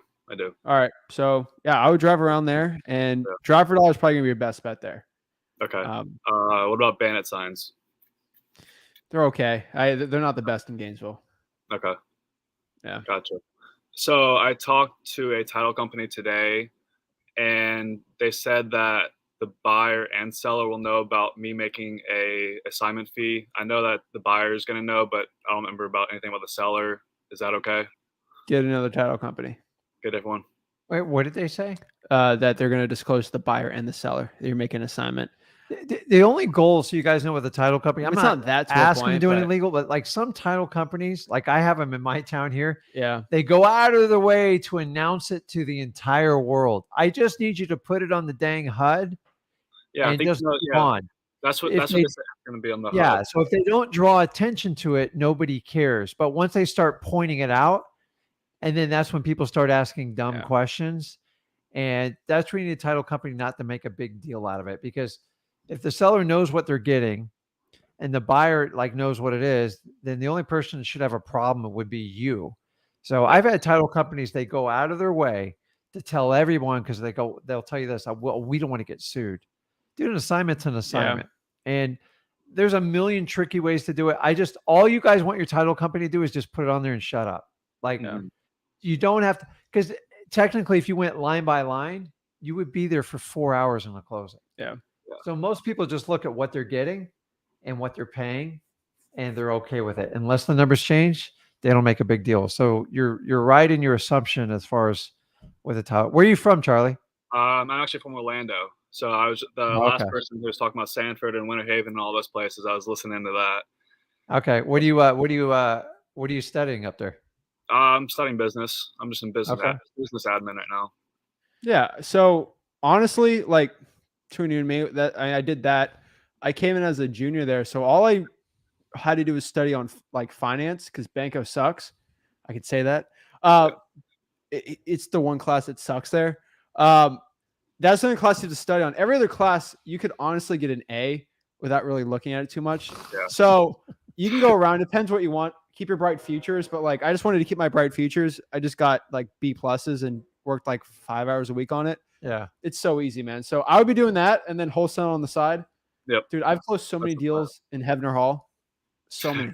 Nah, dude, So many, man. He didn't stop. So working many when he deals, went to dude. college, but like Charlie, the sooner you get like a head start, like people always ask me, like, what do you think about college? I'm like, listen, there's nothing bad, especially University of Florida. I mean, it's one of the better schools by far. But so I'm not your parents, but my advice to you is get through it as fast as possible. Have a good time right there, but you got to look at any type of practical business experience you can get between now and you graduate. Because I find so many graduates sit in this dark hole, like, okay, what am I going to do now? Exactly. And you can take that 4 years or whatever you're doing and kind of work through it while you do it. Slow down, man. You got what? You're going to be there for 3 more years, right? That's right. So like you don't have to learn everything instantly. But Gainesville's a good market. Orlando's a good market. I would be pulling the probates in Gainesville. I'll be doing it. Bro, you have plenty of time. Don't stress into it, but you got it, man. Mhm. I'd be pulling niche lists and then reach out to Victor, DM me. I'll hit you up with him. It's a decent market. But But yeah, everything under 200K works there too. But niche lists are good. But you got it, man. Where should I DM you? Just Facebook message me. Yeah. Okay. And I'll look for it after. But yeah, I used to close deals at Havent Hall, and then I used to pull lists on the East Library, the old one, because no one's ever in there. Yeah. And that was really quiet. That was fun. But yeah, man, I'm telling you right now, you got this. Just pull lists and reach out to him, and you got it. Awesome. Thank you, guys. Wait, the most important question, dude. What's going to happen with Gators football this upcoming season? Oh, I have no idea. They're fine, man. They're fine. We'll see. All right. Thank you, guys. You're good. Okay, Appreciate man. it, man. Have a good one. See you guys. Important question. They're fine. I'm just trying to get intel. He's on campus. He could tell us. I was talking to my friends there today, but You're an old man out of college now. I am an old man out of college. Jonas, what's up? What's up? How do I say hi in Swedish? Hey. It's just hey. Yeah. Hey, I got the. I think I my got the wife's Vol- Swedish. I A got the Volvo. Oh shirt. my god. Yeah, representing. It's an IKEA desk. Huh? Might be an Yeah, it IKEA is. desk. Yeah. Hey, we got some Swedish in us. IKEA it dominates the state of Florida. My God, But, actually, the United States. Yeah. I don't think they qualify for the World Cup, but yeah. All right, man. What's up? What's up? So I'm pulling what I'm doing because my English isn't the best and I'm really inexperienced. So what I'm doing is I'm just pulling like code violations and fire records from like a bunch of different places, and that's not really keeping it simple, I guess. Is that a good idea? Simple, man. You got your market, pulling it there. That's simple, man. You said your English isn't the best? That you Yeah. said? Jonas. Dude, Do you know how many Filipino people close deals all the time from the Philippines that have way worse accents than you? Yeah, you don't have a bad So accent many. at all. So many. So I know wholesalers that come from China, Vietnam, Philippines, Mexico, Colombia, and they're learning English and then they get into wholesaling. Hey, what age did you learn English, Jonas? Like 14, I guess. Bro, Something Yeah, like all that. through school. So that's amazing because us Americans, yeah, okay. I get we're it. but- terrible. Like nobody teaches us other languages. Like it's never too late. But like if you were in grade school, if somebody shoved like a language as I was like 4 Yeah. or 5, pick it up like a Yeah. sponge, man. You picking it up at But 14. here's the thing. It doesn't matter if you have an accent or not. No one really cares. Again, United States is a melting pot. Like I'm There in it the is. state of Florida, the percentage of people that are actually born in the state of Florida, a lot of immigrants are here. Like nobody rare. cares if you have an accent or not. So the thing is, what they care about is your confidence and if you can help them out. Yeah. So that's going to be your difference. Yeah. I've tried to do the Beaumont Texas, market yeah. in Texas. Yeah. And Texas show today. and like a lot of people seem really aggressive, and I don't know if it's I'm a foreigner or not, because I don't want to draw everyone over a line, but maybe their idea of they don't think of foreigners very well down there. I don't know. That's a mindset you have for Yeah, yourself. you just got to get I'm past it. just letting you know. Like He used to go out and write contracts when he was 17, and people are like, I'm not entering in a contract. yeah, with you. yeah, I'm but you're like, too young. No one even sees your face. The thing is how confident you are. It's a mental shift in your head, and you honestly have to get over it. Yeah. Maybe you have to do a couple deals before you do it. But here's the thing: we're having a clear conversation, and I can hear you just fine. Yeah, okay. There's no thought. Like Yeah. I'm not talking to you right now thinking, oh, he's got an accent. I'm just speaking to you. Like I don't care. Like we're just speaking. So I'm telling you right now, you're good. You have all the tools you need to close a deal. So that is just a limiting belief in your head. I'm telling And you right Jonas, now. like most people in the United States, to be honest with you, we talk too fast. Like we don't even give room for people to talk. So obviously you're learning a language that's a little bit slower. I actually enjoy it because most people don't understand they have 2 ears and one mouth, and you're doing it like naturally. So to me, it's like, I think the right person who wants to hear you out. Listen, if they're not going to sell you the house, it doesn't matter how good you speak English, they're still going to take a flying leap. So I want you to understand, by you taking your time, what you're doing, Like, it's easy for me to talk to you because I know you're listening. When you talk back, it's easy for me to decipher the information. Remember, the more conversations you have, the more confident, the more fluent you come in English. But here's the thing, Jonas. Here's the one line you have to say. Go ahead.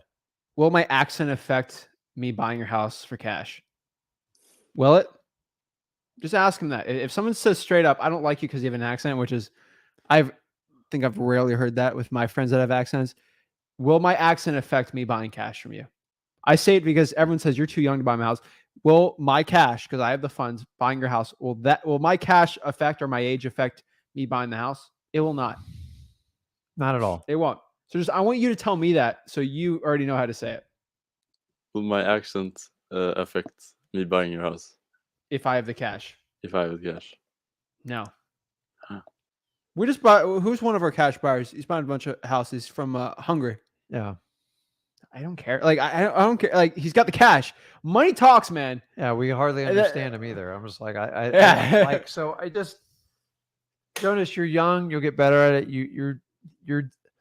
This guy's in a foreign country, doing the United States virtually with a second language, and he's taking like massive action. So, like, kudos to you, Jonas, because I got people with all the tools sitting in their lap with a perfect English like vocabulary, and they're scared to make the call. So just keep doing what you're doing. Get through it. You'll get more confident as you go. And just, as Zach and I say, just try not to overcomplicate your marketing because you want to do it over and over again. If it's too complicated, you just won't do it. Like, that's just the reality of this business. And that's our message today is come up with a game plan, fortify yourself, and get it done. And I promise you, if I thought your accent would stop you, I know people that our accent would stop them because it's so hard to understand them. It's not. Yeah. It's really not. And I've seen too many VAs and recordings of VAs closing deals with thick accents. Painful. We had, setting up appointments, everything. So that's why I can say that confidently. You're good, man. Oh. Just take the action. Yeah, thanks. Yeah, just keep going. Don't doubt yourself. You're doing the right things. So the fact that you would do this honestly gives inspiration to the people sitting here in the United States, like scared to take action. If you could, and I've seen other people from foreign countries do it, guys. You're just having conversations. We're much more of a global like market than we've ever been in. There's no before. difference between you doing this in Sweden than you doing this in New York City right now or Los Angeles. There's literally no difference. You could literally be my next door neighbor doing this virtual. There's no difference. There's literally no difference. Yeah. You're doing it over the phone. You'll get it. You just got to keep at it. Our team just locked up another really good deal in Port St. Lucie over the phone. See, now everyone's going to come to Port St. Lucie now. I don't care. There's literally no difference between that person closing over the phone because that seller lived in Kentucky than you doing this in Sweden. They have no idea where we live. No difference. Like, they don't. No difference. If you got a hold of them, Jonas, I guarantee you would have got the deal. I'm just telling you, you might not made as much, but you got the deal. That's how it all starts out. That's how I started out 20 years ago. Yeah. I literally danced on the ceiling on my first deal, like threw the check in my wife's face, my dad's face, everybody's face I could think of. And I've done it like 1,500 more times since then. So the first one's always the most special. So keep going in your hunt because that's what's going to define you as a wholesaler, as a real estate investor. And you're going to look back at it and go, I remember when I thought about it, wasn't sure if I was going to move forward. And Zach and Rick just gave me a little punch in the gut. So just keep doing what you're doing. Your accent, dude, is no big deal. And you're talking about two American guys. Like, yours is very fluent. I would tell you if I thought it was a problem. It's not. It's really not. Oh, shake that one, dude. Oh, yeah. And also, if you're talking to a guy who's really price motivated, who is really only cares about the price, is there any idea even building rapport?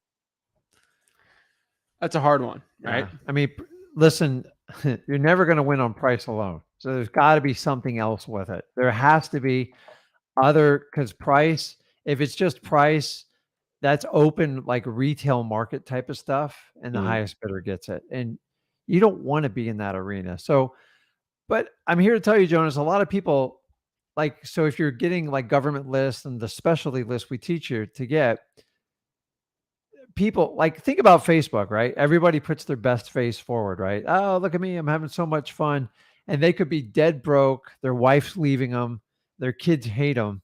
That's how life really is, like how we look on the surface and what the reality is behind the scenes. So if you guys are out there chasing people that have some sign of motivation, they're either on a code violation list, they're on a probate list or something like that. Remember when you call them, they're not just going to roll over you and tell you everything's like, hey, honk. Like most of the time, 80% of the time they tell me, listen, my house is fine. It's really nice. What's the offer you're going to make? I know that they have problems with that house, but you just got to go through the qualifying questions and get them into a conversation. So if it's just price, you'll sniff it out right away. But a lot of times that price will lose its motivation after a while. If you keep saying price, price, price, and you never get past it, then I agree, move on. But my theory is if they're on a list and they've reached out and contacted you, there's probably some sort of underlying problem. They just trying to figure out how to tell you. Everybody wants the most money. You and me both, right, Jonas? But the reality is the house is falling apart. They're not making payments. If they care most about the price, it's probably not going to be a good deal. But I would still try to offer them. Like some people are just straight. It's just people have different personalities. Some people are straight to the point. Some people aren't. Jonas, you're going to have to dance with them a little bit to find out. And then if they're not going through the questions, nothing's coming up, you can put them up on a follow-up or you can just get rid of them. But you've already spent the time and the energy getting the lead. When they attack you on price, I don't even just go through the 4 questions and then one of the 4 in there is price and then see if they'll expand on from there. But if there's no other motivation, odds are it's not going to be a deal. And I want to say one last thing. I'm trying to remember this guy's name. Remember that Frederick guy from that New York City realtor? Oh, yeah. How much money does he think he make? How much does he make a year? He makes a lot. He's got offices all How much over does the he world. make a year? Let me look this What up. does this have to do with He anything? makes $30 million a year. He has a Swedish accent. He makes $30 million a year in New York City as a realtor. You know who I'm talking about? No, but my friends talked about him the other day. His name is Frederick Eklund. Eklund. He makes $30 million a year, and he has a Swedish accent. He's got a Swedish office. Do you think that's affecting him from doing deals? Do you think he cares he has an accent? No. $30 million a year. Let's just do 10% of that, okay? Let's just do 10% of that. Yeah. I think you'll be happy with that. You'll be fine. Okay. I forgot about that. I forgot he was Swedish. Yeah, you know him. Look him up, Frederick Eklund. Eklund, yeah. Just he teaches us all the customary Swedish he's dances. hilarious. He's hilarious. But look him up, man. Like he should be a role model for like real estate to a point. Yeah, he loves real estate, dude. He loves that high end. Look him up, man. He's a fun guy to watch. Yeah. All right. And also, you know, the list I've been pulling, like I pulled the code violation in Greenboro, and you know, a bunch of people had called it, and it was like $200 skip trade, so major setback. But anyway, if I pull, so I've been pulling code violation, fire, and evictions, and I want to pull arrest records. And how do you filter out those who doesn't own any property? So you're going to have to find the arrest record, and then you're going to have to go find the property appraiser and see if that person owns a piece of real estate. So if you if you find a John Steinfeld in Greensboro, North Carolina, you're going to look up Steinfeld John on Property Appraiser, and if he pops up, he owns a property, then put him on the list. If they don't own a property, don't call him. That's it. And then I would get rid of the murders. I probably want to call those people, but like outside of that, you're pretty much good. We're not here to judge, and we just want to buy the house. But that's it. Yeah, okay. And I got a property in Baymont. He wants 120, and the ARV is about 155. But there are some repairs. But you know, even me calling contractors, I don't know what to say. You know, what things are named, and I get it. So what I'm going to tell you is, it's just at this point, it's overcomplicating calling contractors, things like that. Yeah. What you're going to have to figure out more or less is the pricing. So I can only guess if it needs a lot of work on it. you're probably got to be closer to 100,000 on it. You could lock it up for 110,000. Yeah. And then bring cash buyers through and then just sort of see. And it's a learning curve, right? Honestly, I would probably lock that up for at least 110, 100. One quick tip I can tell you is your partner, Zach, told you need to buy the house for 90, which I know is really low. Can we just meet in the middle? Like, I mean, he's kind of crazy off that price. They're going to say, oh my God, never 90, right? And like, I know. 90 plus 120, like, can we meet in the middle, like 105? Seems reasonable. Boom. Yeah, but you just dropped it by 15 by doing that. Yeah, so he's really set that to 120. I tried to get him to 105, but it was like never in a million years. He never gave a reason. Yeah, but that. he's kind of on the track of I'm gonna fix it up myself, and the Okay, repairs aren't that bad. I don't think so, at least. Could I send you pictures on Messenger? Yeah, send me pictures. I'll look at it. Honestly, like sometimes you just gotta lock it up, especially for your first deal, and just bring it out to cash buyers. Sometimes you can be wrong in the deal. Send it over to me. I'll look at it. All right. Boom. Okay, great. Thanks, you guys. Of course, man. Appreciate it. See you, Jonas. See you. It's awesome. I forgot about that Frederick guy. I forgot he's Swedish. I'm like, 30 million. He's a good guy. I love just looking at those 30, 40, $50 million. But have you noticed from that Frederick guy? He has one thing though, that no other realtor, like he has an insane confidence. Insane amount of confidence. He has an insane amount of confidence. Now he's got, that show has entertainment, but like when he goes, like he has insane, like you see him negotiating over the phone, which is kind of fake to a point, but like he has insane. We should get him on the show, but he have insane confidence. He does, insane, and it shows. So it's so that is the one thing I can tell you is every person maybe have an accident or something. What do they all have in common? The ones that are successful are people who don't have an insane confidence in themselves, and that comes from experience. So everyone asks, like, how do we get these deals? How do these guys? It's confidence, guys. So let's go over some questions and see what we got. Kevin, what is up, Kevin? Pulling these probates today and sending letters out. Appreciate the probate letter script, of course. That's right. Go to freewholesaling.com. We share that. I'll show you a meme we did. I showed you the meme, didn't I? Dude, what happened to your hair there? A long time ago. You saw this meme, right? Which one? Oh yeah. Someone sent us this meme. Yeah, I'm kind of exhausted with the. I know you're exhausted. I think it was funny, so I'm going to share it. This is going to date the people watching, but like, I'm telling you, Rick's probate mail letter script is insane. If you're not pulling it right now, I don't want to be associated with the Will Smith slap. It's at freewholesaling.com. You will. I was straight up tell you, you will literally you'll slap that list to pieces doing that. But yeah, I'd love to move to Destin. Cool. Lake Wales is cool. Let's see here. Julian says the two problems I have is taking massive action and having big consistency. What can I do to help that? Like, I hate that I sound cliche, but like, how do you get rid of the problem of not taking massive action? By doing it, because either you're scared to actually take the action, you're scared of the adverse effects that'll happen. And how do you get unscared of those adverse effects, quote unquote? Is by just taking that act. Like, you got to do it so you know the worst isn't even that bad. Yeah, and you got to clearly, Julian, define your why you're doing it. If it ain't big enough, you're not going to follow through and do it. So start with your why, and then you got to do consistent action. People go, what's consistent about? Well, you have to get disciplined in certain areas.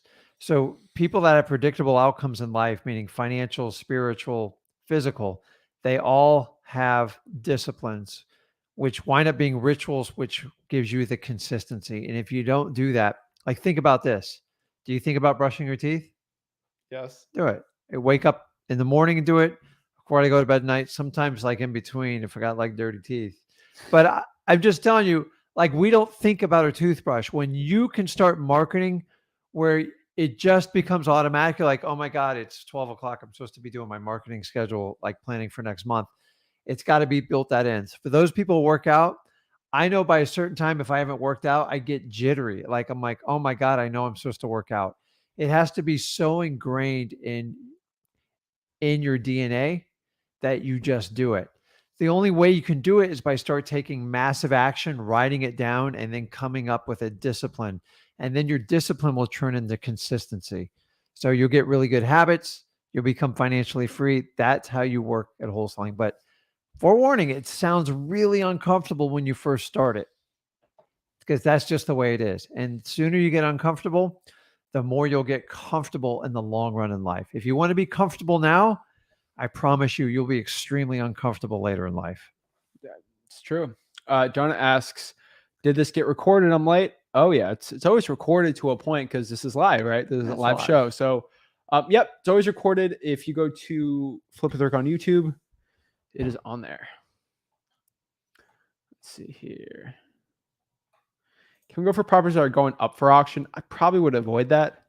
Once they're up for auction, that they're not good wholesaling It's deals. free market, and they're only going to take the highest bidder. Yeah. And that's it. So for those reasons, now in a soft market, I do auctions all day long. In a hot market, they're just not worth your time. Those are the people you want to be selling your property to. Yep. Wana says, what are the 4 qualifying questions? So motivation, condition, time frame, price. Motivation, why are you looking to sell the property? Condition, how's the roof, AC? And where can she get that information? Freewholesaling.com. There you go. And then so motivation, condition, time frame, when you're looking to sell the property, and last is price, how much they need to sell the property for. Joe says a diesel golf cart would. Mine's electric. That'd be a diesel golf cart that'd be wicked.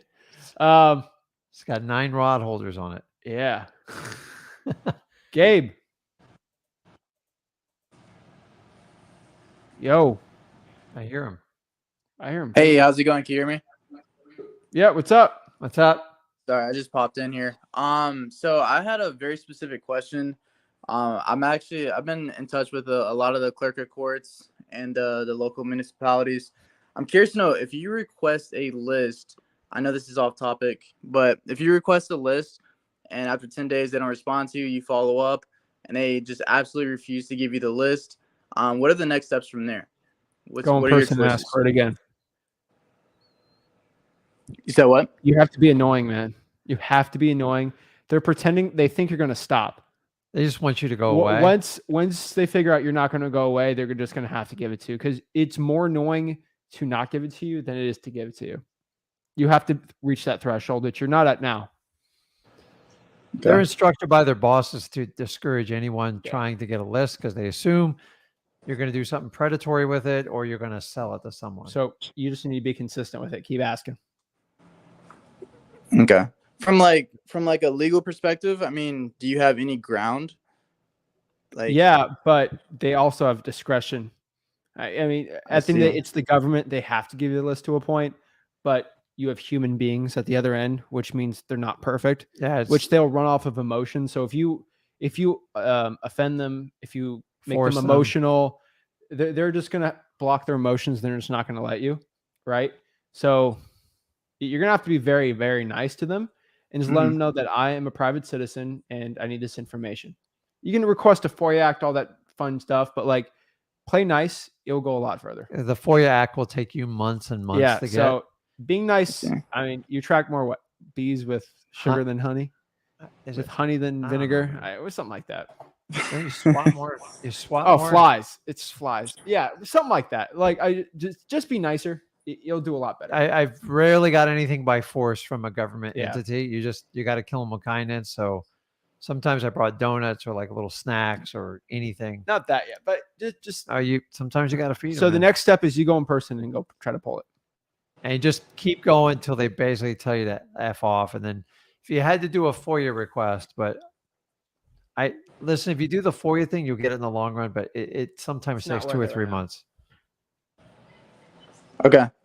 Sounds good. I'll be way more annoying in a nice way then. Thanks, guys. You got it. Okay, bud. All right. And real quick, we got Brandon on. What's up, guys? A little late, but what's up, man? Yeah, I figured I just had a quick couple questions to go over real of quick. course. Nothing crazy, and you know, I got that deal that kind of got away from me with that JV contract. That's supposed to close tomorrow, so I think I saved that one. So that's good. That'll be first official close. I also have another one that's closing next Friday now. So that's how closings work. Once you get one, the second one comes easier, then the third one comes easier. And how nice are they on Friday, dude? Yeah, it was. I have that crazy one that got all wild is closing yesterday, and another one next Friday. So I mean, that might pay for like 20 gallons of gas for them in California. So that'd be great. It might give me. I don't know. That truck costs about $340 to fill up right now. It's absolutely nuts.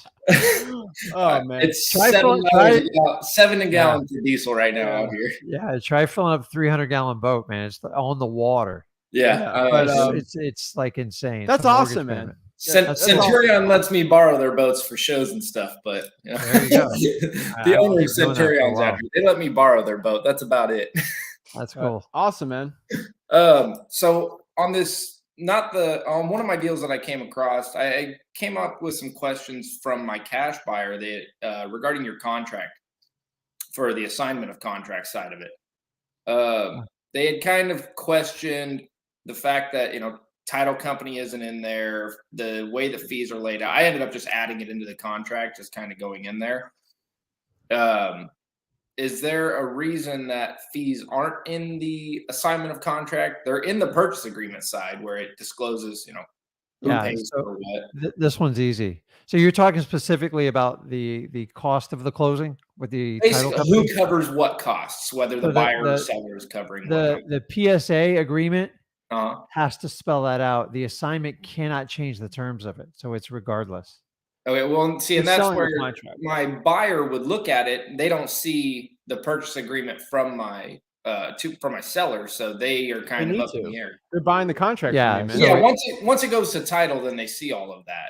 Yeah. So honestly, when people go, you know, I need to see your contract. I get it. I want to guard my information, but once they sign the assignment agreement and they put down like an earnest money deposit, you got to give them a copy of the contract. Yeah, at that point, I don't mind. I had the questions before they had signed, and I was kind of like, look, you know, this is where we're at, whatnot. But well, I go, listen, I always tell them, like, sometimes you can give them, like, you give them the contract at noon, they sign, and I go, listen, if you don't like the terms of it, you can get out by the end of the day. That's it. Like after that, because I don't want to give the contract either if they haven't signed anything, because I'm giving them like the address and everything. But the odds are you gave them the address anyways, so they have a lot of the information. So as long as you have a long locked up binding contract, as far as the cost on the closing, that all has to be prefaced in the PSA agreement. The assignment, from what I understand, it cannot override that. My title companies have said the same thing. They're like, I don't care about your assignment. I care about this main purchase agreement to your seller. That's what I care about. Okay. You got it. The other quick thing was, boots on the ground have been my biggest obstacle. I feel like it's a mental thing. That's literally been the biggest thing for me, is getting somebody that I trust to go out there. I ended up having my seller on this one, which he ended up signing on the deal, or my buyer, not myself. He ended up signing on it, so it worked out. But I ended up just having my buyer go and get me photos on this deal. And, you know, unfortunately, he had to meet with the seller at the property. His partner was there, which I really did not want to do, but I didn't really have a choice because I had to get pictures. It was about a week and a half, and I just had to make it happen. So what would you say about having buyers directly get photos like that? I mean, I'm doing all virtual, so that really complicates things. It's good for now. Good for now. I would find somebody on Craigslist, preferably Facebook, those job groups. So now with that, how are you vetting somebody like that? That's the only thing that worries me. But they're not a wholesaler. It's pretty easy. Like it's pretty simple. Like, hey, you college kid, you have an iPhone. Androids have better cameras, but there's too much discrepancy in Androids. So I just say iPhone or something. Just take 75 pictures around the house, almost $1 a picture, or like $50. Simple. Like it's a simple, easy get. And the minute they burn you or something, just move on, because it never gets better.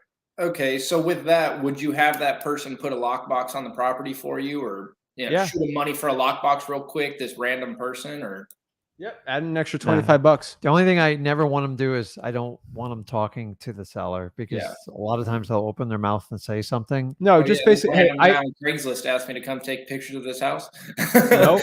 Hey, I have a partner that he goes by, he just takes pictures of the houses. Because I'm not in right now over there. He'll just come by, take pictures, confirm the property, and put a lockbox on there. Is that okay? He works for me, and he does. Yeah, technically, you're paying them. That's a partner. They're working for you, right? All right. You just got to vet them like normal stuff. Just ask them if they got a felony background or anything like that. Anything you need to know about. What's wrong with felony backgrounds? I just don't want them to like screw up like I'm just giving any of your deals on it. So it's not that I could care. It's just if you don't know them, you got to have some filters. Got to be smart. Be smart about who you're having go out there. I've hired so many people to do bandit signs and pictures and stuff like that. So Facebook's probably the best one, just because you can confirm them with a Facebook profile and get their first and last name. Like it's the best to do. So and then just Venmo them or just shoot them the cash real quick. Just take care of that's that. it. Yeah. All right. Cool. Well, I'll let you guys get out of here. I know you want to go enjoy your evening. All right. Okay. Have a great one. Appreciate it. Boom. All right, guys. Freewholesaling.com. Check it out. I'm telling you guys right now. That's where it's all at. Like that's where if you want to learn wholesaling start to finish, go to freewholesaling.com, go to mailingmastery.com, our free direct mail course. Guys, do us a favor, smash the like button and subscribe, and we'll see you tomorrow. See you guys. Have a good one.